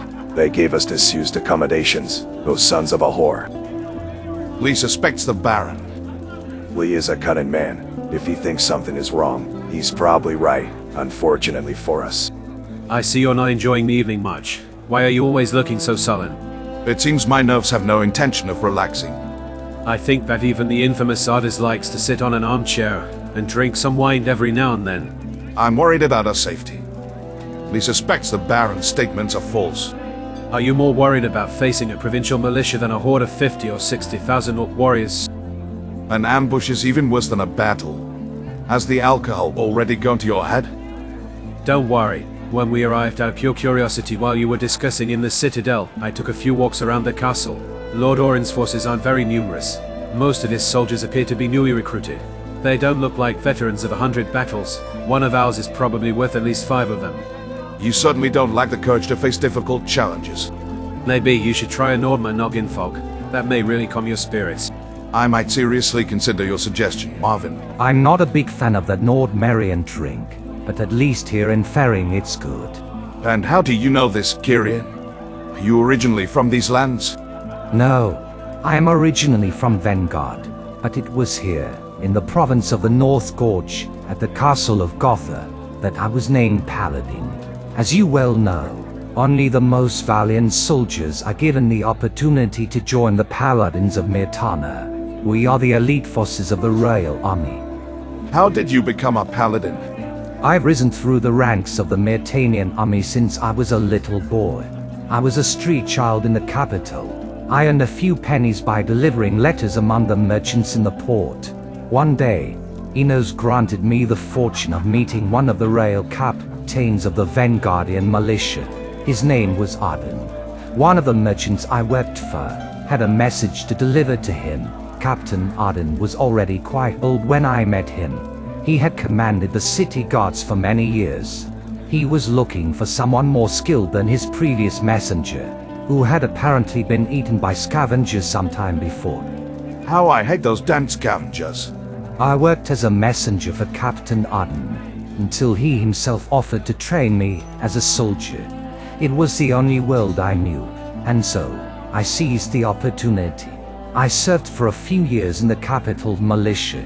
Captain Arden had been tasked with eliminating a small group of outlaws who were attacking merchants on the Wildlands route, on the road between the Heartlands and Timoris. But unfortunately, the sergeant who led us Hortran decided to take another path, thinking to bypass the bandits' infamous ambush point. The outlaws were cunning. They anticipated our maneuvers and ambushed us. We ended up prisoners for days. They couldn't decide what to do with us, and I don't think they intended to ask for a ransom. They executed the sergeant and some of our other comrades. Poor men. How did you survive? The ropes binding my hands had loosened over the days. Perhaps they hadn't been tied properly from the start. I managed to free me, and I also freed my last surviving comrades in arms. They were Karoloff and Tandor. Together with them, I recovered my equipment, and we slaughtered the bandits. We avenged our fallen comrades and returned to the capital to report the news, only to discover that Captain Arden was dead. Illness had finally gotten the better of the old brute. Before dying, he had drafted a letter addressed to Gotha, in which he recommended me and 5 others to the Order of the Paladins. Karoloff and Tandor were also on the list. The other 2, however, did not survive the outlaws. So you lived in this region for a long time? Very little. We trained for a few months in the castle of Gotha, along with the other recruits. The orcs had already begun their invasion of Nordmer at the time. Yet in that short time, our master-at-arms molded us into mighty swordsmen. The sword skills I learned then remain a part of my fighting style to this day. Who was your master-at-arms? Lord Campbell, Commandant of Gotha, a great swordsman. A veteran of many wars, he had fought with Leon Varant against the Hashishan Sultanate. He died fighting in the Battle of the Sildinian Plains against the orcs. So how do you know this place? Sometimes our training included testing certain formations, and for that purpose, we also trained on the plain of Gotha, and sometimes we'd head here to spend a few hours of the evening. Gotha and Ferring are only a few hours' journey apart. Master Campbell was very fond of this tavern, saying they make excellent stew here, and the Nordmarian spirits are the best. It was here that I first met Lord Hagen and his son, Lord Andre.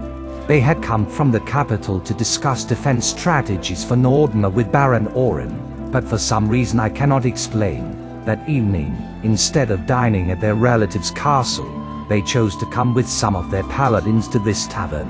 By Enos, that was one of the funniest nights of my life. All the differences between us disappeared. We laughed and rejoiced like brothers. But then everything went wrong, I guess. The next day, we were appointed as paladins and immediately sent to fight the orcs, and from then on, it was a succession of tragedies and disasters. We lost many of our friends. Every bottle of wine I drink helps me not to remember those moments too much. Before I leave this world, the orcs will taste Lord Girian's sword once more. May Enos give us the strength to exterminate as many of them as we can. Sooner or later, this endless cycle of blood and revenge must end. Otherwise, Enos has only cursed us instead of helping us. Maybe, Lord Dragonslayer, but before I see the day, the orcs will have already taken their asses back to Crushland, or else I'll be no more of this life. Quite understandable given the situation we've ended up in. So, big brother, are you gonna tell me anything? What do you want, Thoris? I don't want to get into any serious arguments with you. Life's shitty enough as it is. When I arrived in the capital, you didn't even look at me. Aren't you even a little curious about your little brother? What should I be curious about? You're a man who pursues convenience. Today, you're fighting for Myrtana, and tomorrow, who knows? Come on, Cole. Do you really think I'm that stupid? The Valley of Mines made me realize that I couldn't trust someone like you. 3 years have passed since the fall of the barrier, and with it, everything built within it. Those times are gone, Cole. Do you intend to ignore the fact that I'm your brother, the last of our lineage still alive with you, or do we continue to hate each other? I don't like people I can't trust. You betrayed me. Betrayed you? Really? And what was I supposed to do? Join you in that other wicked, crazy General Lee, and living under a rock or in a frozen earth? And then why did you think I had to obey you? I made my mistakes too. I've often been prey to anger and irrationality. You wanted to condemn us both to an undignified existence with that madman of Lee, on the top of a mountain of shit. If I had to live out the rest of my days in that shithole of the colony, I'd certainly prefer warm and welcoming lodgings at the Castle of Old Camp. The water mages wanted to destroy the barrier. Supporting them would have helped everyone. I had no faith in that crazy plan, and in the end, it didn't work. So, as you see, big brother, you weren't always right. And neither did you, Thoris. This is true. Our mutual friend proved us both wrong. Perhaps this should now teach us more about working together. Now, little brother, that if you betray me or any of my friends, this time not even an army can save you from my axe. Here's the usual goal. Our father would have adored you now. Don't even mention him to me. Let the past sink into the abyss of oblivion. Why? Don't tell me you don't miss our days in Torgon. No, I don't miss them by one bit. The fate of Torgon is doomed. Have you heard in Vanguard the latest on our island? It seems that the army of Argon attempted to conquer it, but in vain.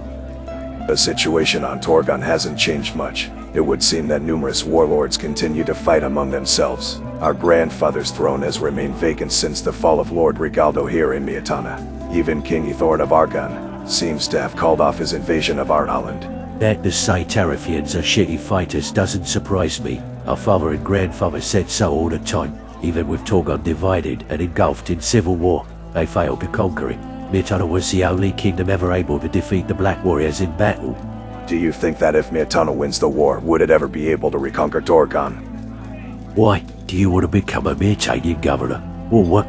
Our people do not deserve to be slaughtered for the ambitions of some bandit warlords. Interesting viewpoint.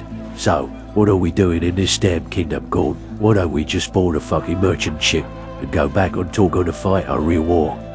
Don't think I haven't thought about it. But do you really think that any of the bandit chiefs would follow us? They'd rather cut our throats as soon as we disembark.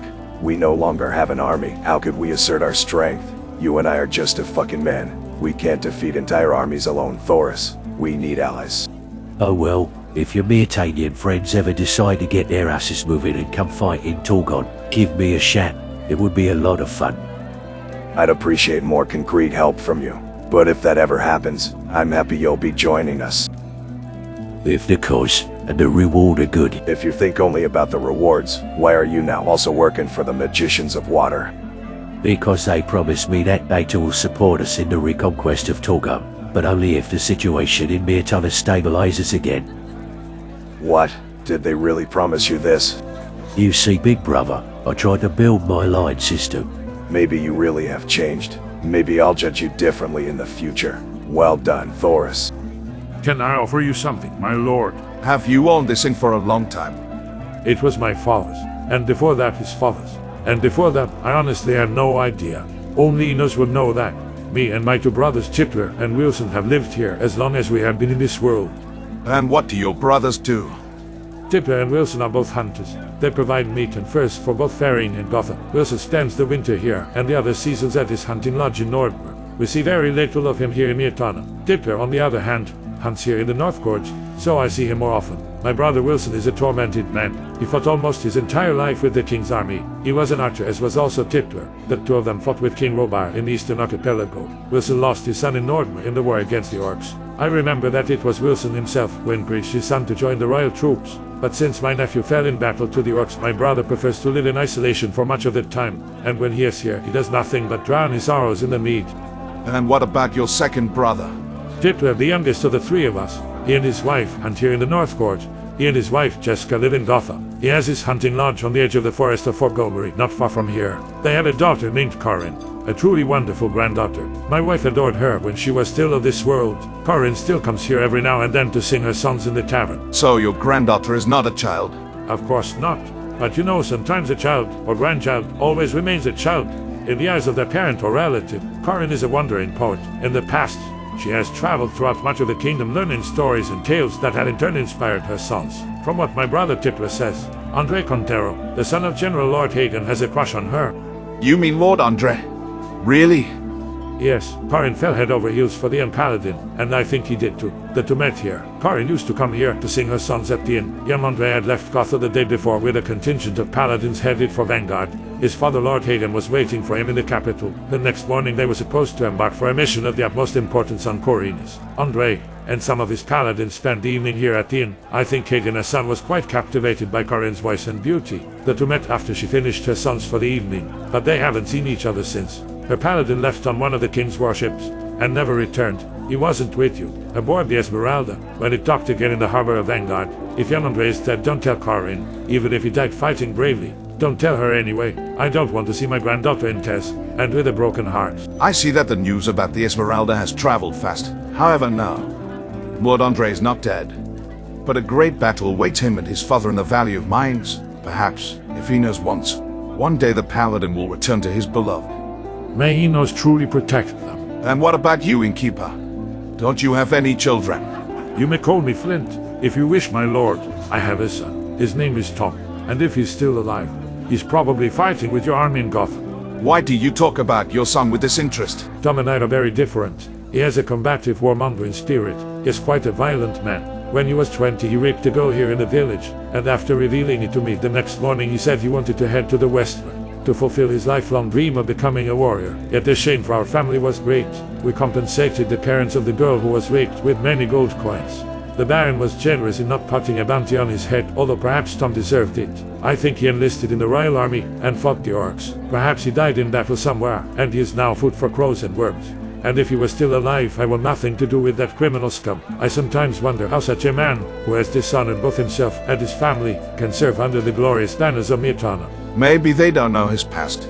I'm sorry, though. But you see, each of us has something to tell, my lord. These stories are more common than you might think in this cursed age we live in. The war divided or destroyed entire families. What about Faring? What's the history of the castle? You were impressed by its size, weren't you? At times it seems larger than the king's. Well, because it truly is. The castle of Faring is the largest fortress in the known world.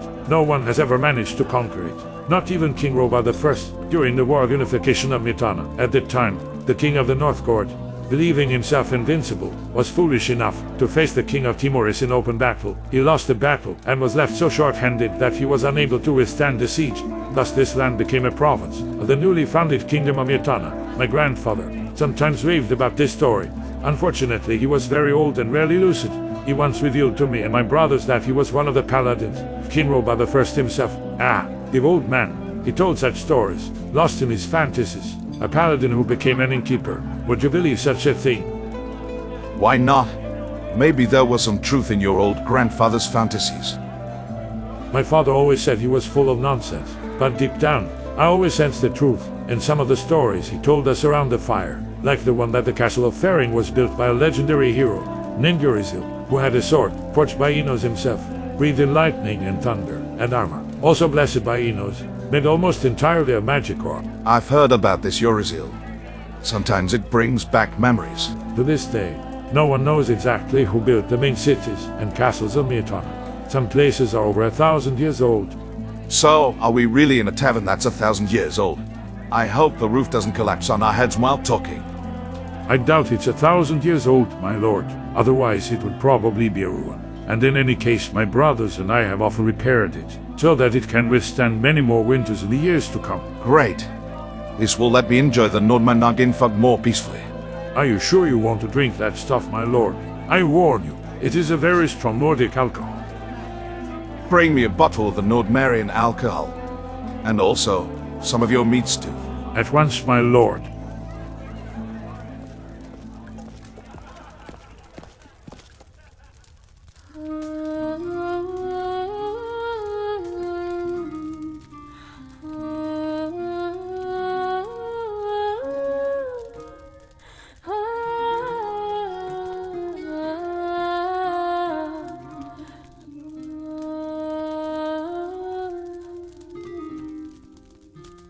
Iron plates rattle against the jagged rock, through the sulfur haze where the ravens flock. The path is carved in the ashes of Myrtana, where the banners of the king are still unfurled. The island of Chronicles breathes a heavy heat, stone and cinder crunching beneath my feet. A shadow falls across the valley of mines, the silver blade heavy in a steady hand. The paladin walks where the sunlight dies, with the holy mark burning in his tired eyes. The magma moans in the belly of the deep, while the common men in the harbor city weep.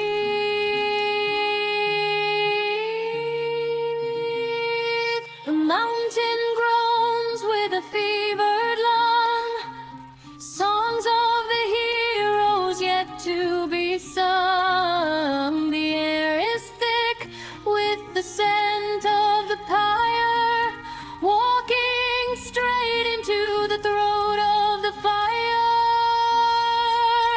High above the river of the molten gold, the tale of the paladin and the dragon is told. Within the crater where the red light reigns, breaking the link of the ancient chains. The fire dragon screams in his limestone hall, waiting for the kingdom and its people to fall. The scales are harder than the forged steel. Before the altar of the flame we kneel. The wings are sails caught in a gale of soot, crushing the earth beneath the heavy foot.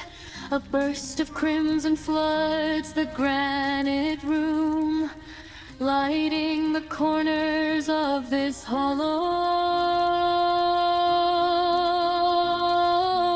tomb.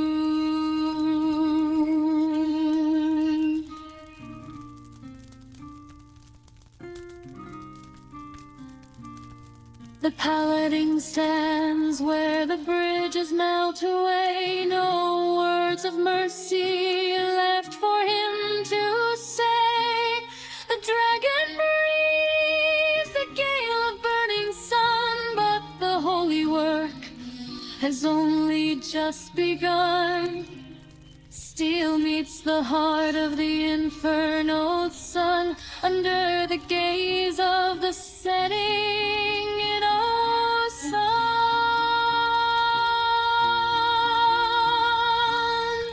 The mountain groans with a fevered lung, songs of the heroes yet to be sung. The air is thick with the scent of the pyre, walking straight into the throat of the fire.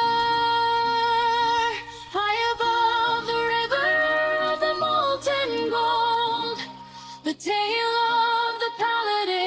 the dragon is told within the crater where the red light reigns, breaking the link of the ancient chains. The fire dragon screams in his limestone hall, waiting for the kingdom and its people to fall.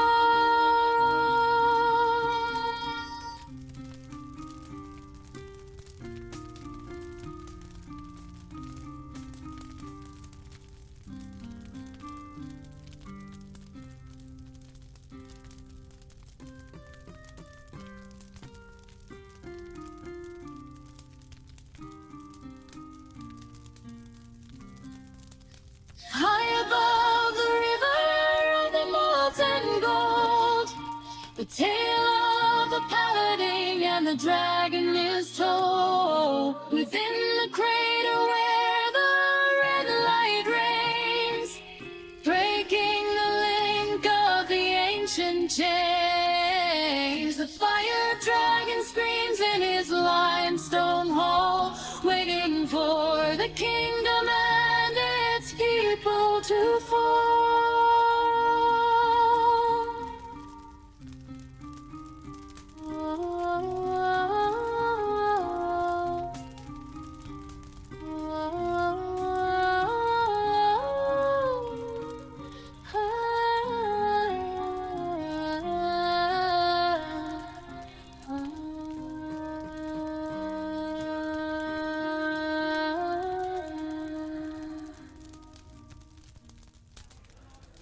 Hey you, your voice. Wait a second, I know you. Oh really? Wait a minute. You look familiar. Where have we met before? Karin, it's me, Marvin. Holy crap, now I remember you. From Archolos. Marvin of Londron? Is that really you? Hi Adonos, and what are you doing here in Myrtana? Myrtana is my homeland. I was born in this region, in Gothic. You never told me in Archolos that you were originally from Myrtana. Archolos. How many years have passed? Almost a decade now. But what happened to you, Marvin? You left the island shortly after the end of Auric and Volker's uprising. You missed the whole mess I got into. Long story short, I lived with Ivy for 2 years in Archolos, but she suddenly chose to abandon me. I was later accused of conspiring with those bastards by Lorenzo of the Araxos Merchant Guild. With false evidence, they managed to get me sentenced to the Valley of Mines where I went through a lot. I found my redemption fighting to slay the dragons of Corinis alongside the paladins, and now I'm one of them. Spidey knows. You fought the dragons on Corinis. In the capital everyone was talking about that. How Lord Higgins' paladins managed to exterminate those archdemons of Belier.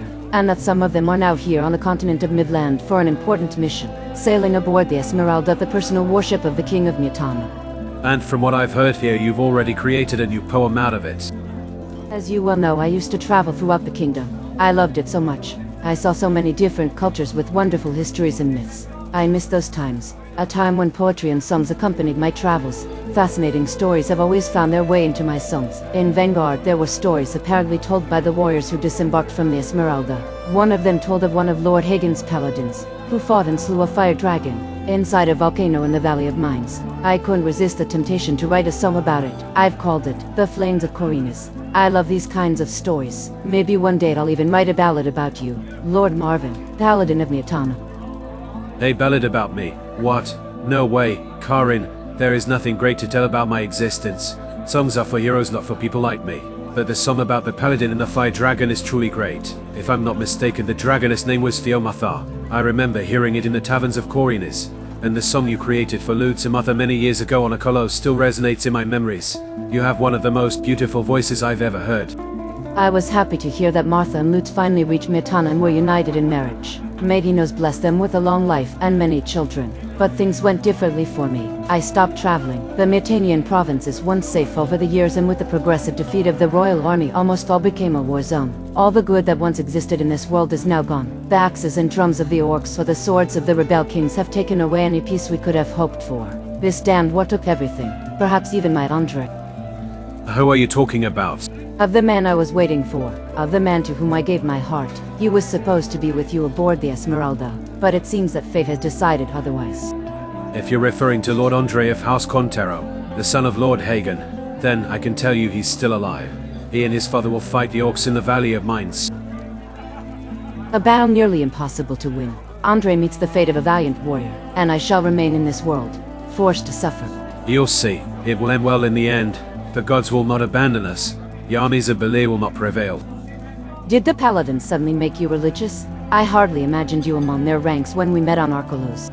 Life has taught me a lot. I lost my path for many years, but the men you see behind me and his comrades in arms saved me from the abyss, and they gave me hope again.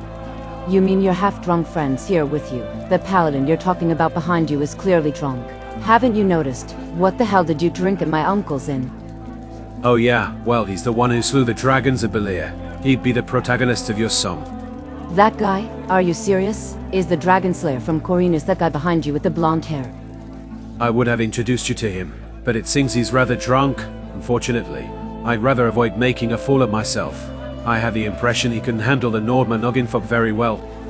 You southern men have weak stomachs. Trust me, Karin. The Nordman fog is strong stuff. Even I avoided drinking it after trying it the first time. What the hell are you talking about? We here drink that Nordmarian alcohol like water. Even I, a woman, drink it often. It's clear you're not men from northern Myrtana or Nordmar. Holy crap. If you tell me this, maybe they should make you a general of the army of Myrtana. The orcs would probably shit themselves and run away in a matter of moments. It would certainly be a rather bizarre story, perfect for one of my funniest songs. Why do you and your family continue to live in this province? Are you aware that if the orcs broke through the Myrtanian lines, this region would be devastated? And where could we go, Marvin? If the orcs were to reach the gates of Vanguard, the rest of Myrtana would already be a smoking ruin. Just as the other western provinces have fallen to those cursed beasts. And my father and uncles would probably prefer to take up arms again despite their age. To fight for Myrtana one last time. Karin, you and as many civilians as possible need to get out of here. Go to Vanguard. If things get dire, board a ship and escape as far away from Myrtana as possible. And take also Ivy with you. Is Ivy in Vanguard? Yes. She has become a skilled fighter. If we fail to defeat the Orcish army, go to her and save yourselves. Where could I find her? Look for Lord Grayson. Do you remember him? He was the ambassador Myrtana sent on Archolos. During our stay on the island, he is usually in the northern harbor district of the capital, where the Royal Navy shipyard is located. Tell him I sent you. Ivy is staying at the royal court, and she also works as a spy for the princess. For the daughter of King Robar II himself? Wow, you've made some powerful friends, Marvin. Apparently, I'm still resourceful. Adonis finally gives me a hand every now and then. It's clear that she's still important to you. You are a good man, Marvin. Life hasn't been fair to you. Alright, I'll go to Vanguard to find Ivy. Maybe I can bring my family with me, but I doubt they'll listen to me. Their roots are deep here. They won't leave. The people of the North Gorge are proud and fearless. You must protect them, because they will never surrender. We'll do our best. Now that the Baron's men are returning to the front of Gotha, perhaps we'll have a chance to counterattack. What a curious story, the one of Baron Orin, don't you think? Here you know something I don't know yet. Just be careful and vigilant. My instincts often aren't deceiving me. Something's brewing here. No one here in Faring understands Lord Orin's actions. Watch your back. Maybe we should head to the castle to sober up. I'm not as drunk as those idiots are my friends, but I've had too much to drink this evening. I really need to go to sleep. See you around, Marvin. Goodbye, Karin.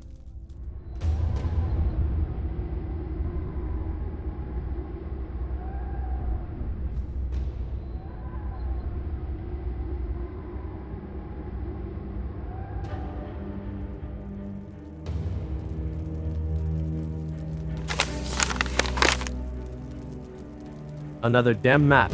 Well, this one brings back a lot of memories.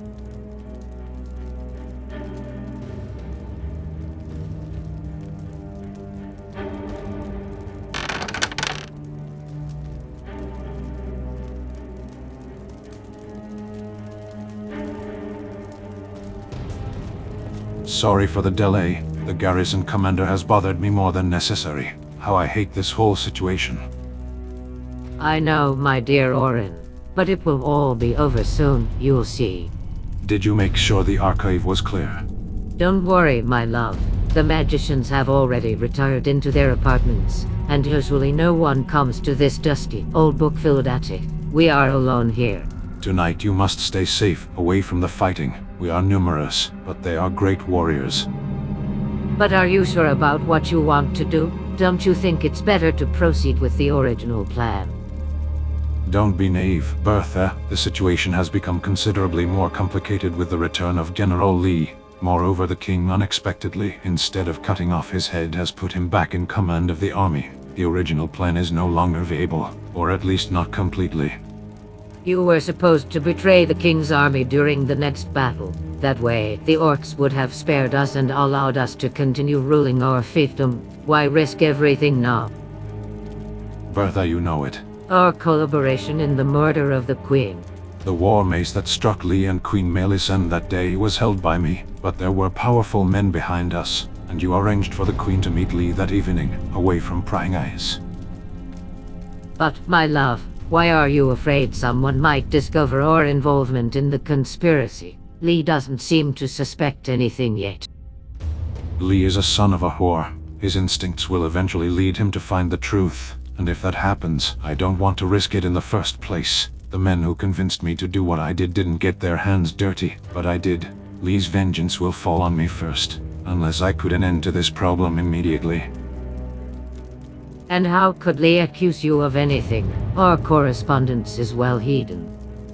Regardless of the correspondence about the conspiracy which is hidden here in the castle right in this section of the upper floor, we must act anyway. I don't intend to take any further risks. If anything is discovered, you and I are dead, and I don't intend to lose you, my beloved, for any reason whatsoever.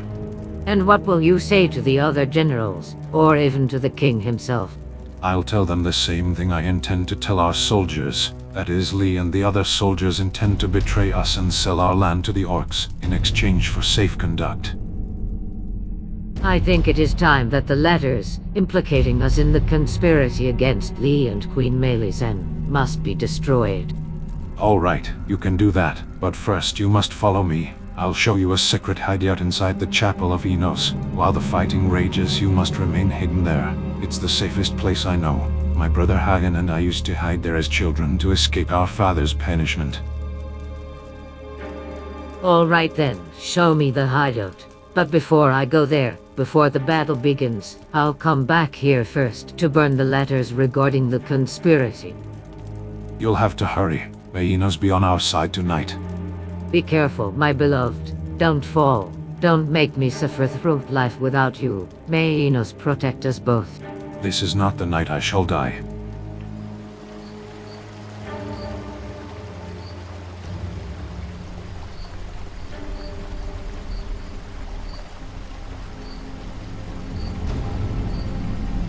Hey, you two.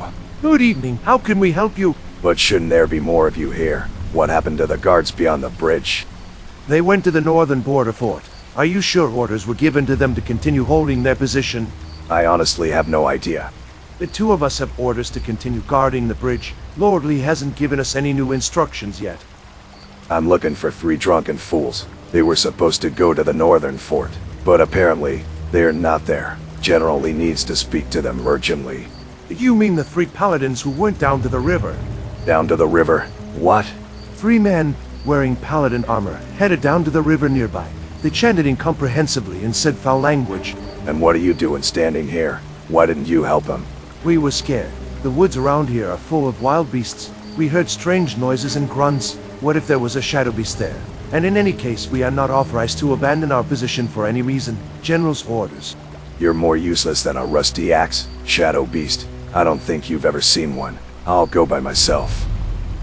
If you need anything, you can count on us. Yeah, sure. I really doubt it. Continue to guard the bridge until further orders.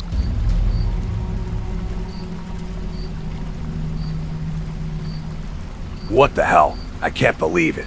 Wake up, you drunken fools. What the fuck? What the hell are you doing here? Holy shit. Yeah, holy shit.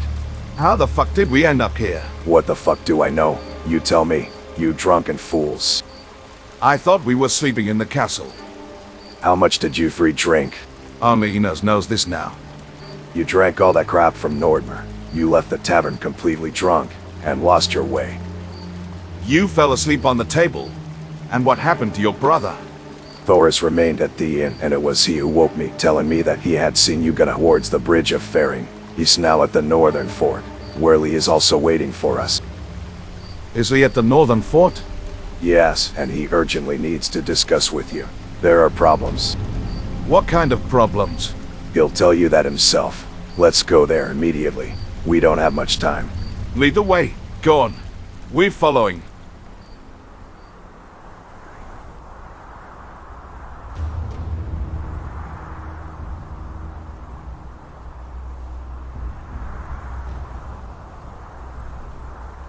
You're joking, I hope. I wish it were so, but it isn't. I stayed in the castle archives for a lot of time. Soon I didn't even notice that dusk was falling. I've been searching through half the archives looking for scrolls regarding the conspiracy against me. And did your search lead you to any shred of evidence? Maybe, yes. What do you mean? Explain yourself. Just as the Baron and the Baroness were discussing how to kill us, they let slip that in the archives. In the very section I was rummaging through, there were indeed some incriminating letters about the conspiracy, but I couldn't find them at the time. It's already a miracle they didn't notice my presence. I couldn't make any noise while they were there arguing. If you know where these parchments are, you could have retrieved them as soon as Lord Orin and Lady Bertha left the archives. My friend, the parchments are there. I'm certain of it, but it still took me a while to finish rummaging through them. There's one last section I haven't looked at yet, and if Orin and Bertha were telling the truth, the incriminating scrolls are surely there. But I preferred to come to you first and warn you of the betrayal. What do you propose to do? I'll return to the archives immediately to retrieve the parchments. Meanwhile, you and Gorn will take command of the militia and assault the castle. Storm the castle? With so few men? The Baron intends to screw us, but that won't happen if we screw him first. A large portion of the North Gorge militia is stationed in the outer ring of the castle. If you can block the exit from the barracks and secure most of the outer areas, Orin will be left with fewer soldiers, and will gather in the inner ring to kill those damn traitors. Do you really want to kill them? Once discovered, Orin will never surrender. They will fight to the death, and we shall do the same. They betrayed Myrtana, and they ruined my entire life. They must burn for eternity, in the realm of Belier. All right then. See you then in the inner ring of the castle. And don't delay. Let's prepare for battle.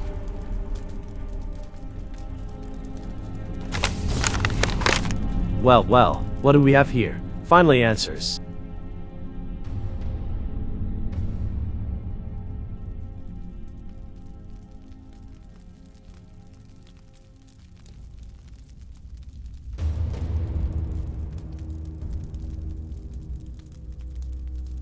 Five conspirators, and as I suspected, Orin and Bertha are involved.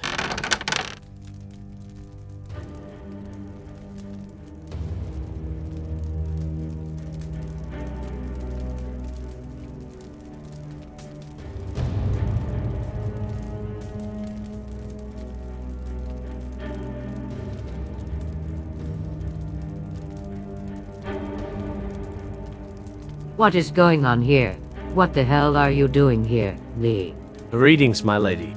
Why are you here at this time of the night? You know well why I'm here, my dear Bertha. I was hiding here in the archives. I eavesdropped on everything you and your husband said to each other. I will show the king this incriminating parchment, and you shall pay for your betrayal against the entire Kingdom of Myrtana. And to think, there was a time when you wanted to be my bride. Those days are long gone. It was a misplaced love. My husband deserved my full devotion and loyalty. Wow, I never would have guessed that, given how unhappy you seemed with your arranged marriage. I have my brothers in Stuart to thank for warning me about you, and in the end, they were right. You only had eyes for the queen. May Enos curse you for sleeping with King Rober's wife. Adultery is a crime for which you will eventually answer before Enos himself, and there, nothing or no one can save you from his judgment. Yet the real criminals here are you, and that pig of a husband of yours. You killed her, and you blamed me for your crimes. You ruined my life. She was a whore, she deserved it. That fucking bitch didn't deserve to be Queen of Myrtana. I myself would have deserved it more than her. If you have even a shred of honor left, tell me who are the other conspirators mentioned in the parchment. I'd rather die than betray my husband. You won't learn anything from me. Go away, Bertha. Return to Argon. Maybe those shitty brothers of yours will give you shelter. I don't kill women. I won't let you kill my husband. Die, you damn bastard.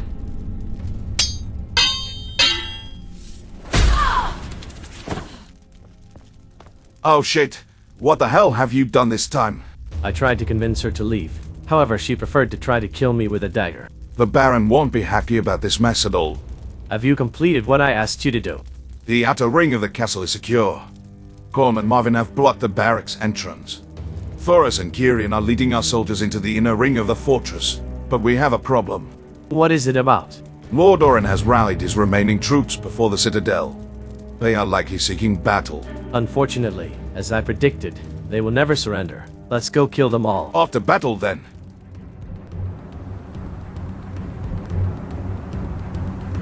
Soldiers of the North Gorge, in the name of the king, surrender immediately.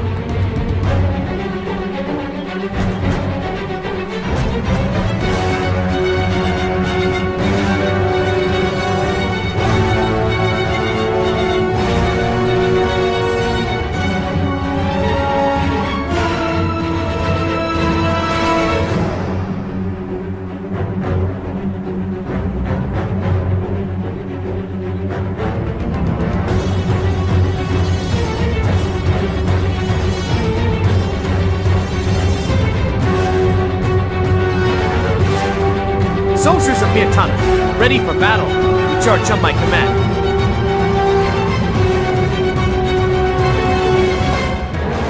Soldiers, fight with all your strength! No mercy! Drive them back!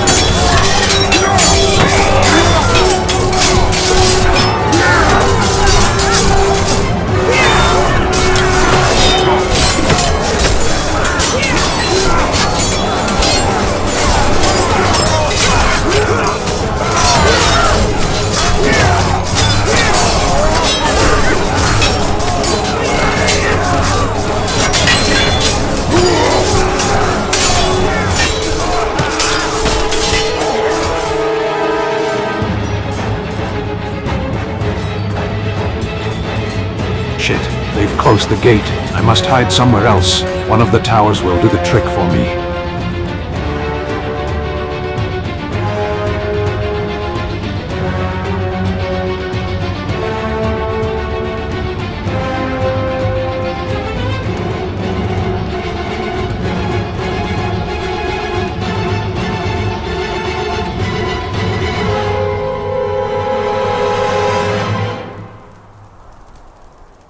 Orin, are you done running away? I advise you to surrender and accept your fate, traitor.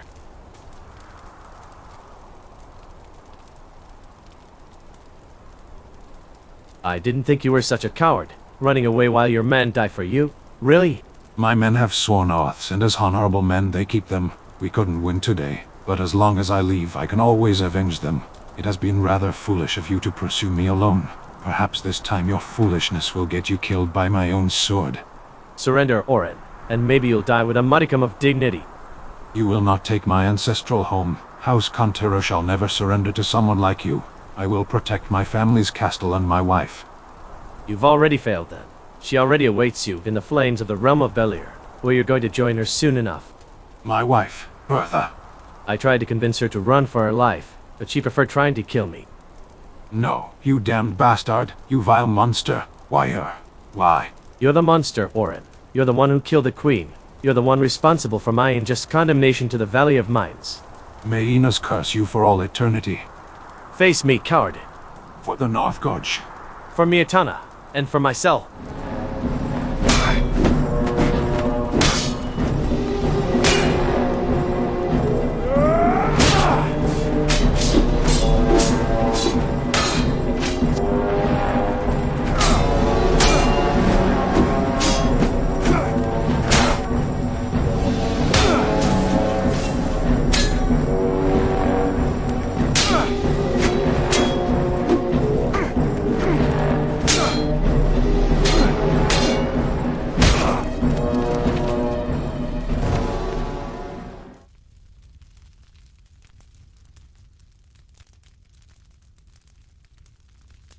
What is going on here? Who the hell are you? I am the captain of Lord Orin's garrison. We saw the Baron fleeing in this direction. You can save yourself from the trouble of searching for your Baron, Captain. Lord Orin Contero is dead, as is Lady Bertha. In this case, we have no intention of continuing to fight. The castle is yours. We surrender, Your Excellency. I beg you to spare my men. Many of them have families. If you must claim a life, take mine. But spare theirs, and those bless his mercy. What is your name? I'm Mitch. You are brave, Captain Mitch. You and your men fought valiantly. Your Baron is dead, but you who remain shall not follow him into the realm of Villiers. What will become of us then? From now on, you are under my direct command. You will return with us to Gothic and leave another day to fight the orcs. And when Lord Hagen returns to the continent, you will return to serve your new and rightful Baron. We are at your command, General. Your will, our swords. May Innos bless you for your mercy. After all this mess, I suggest we take a well-deserved rest, my friend. You read my mind. But not before drinking some good Nordmarian mead from the castle's cellars. Now it's my turn to have some fun. I think I'm going to sleep. I've had enough of disgusting Nordmarian booze and battles for today. Go to rest. Everyone, try to recover. Tomorrow we must return to Gothic with the army as quickly as possible.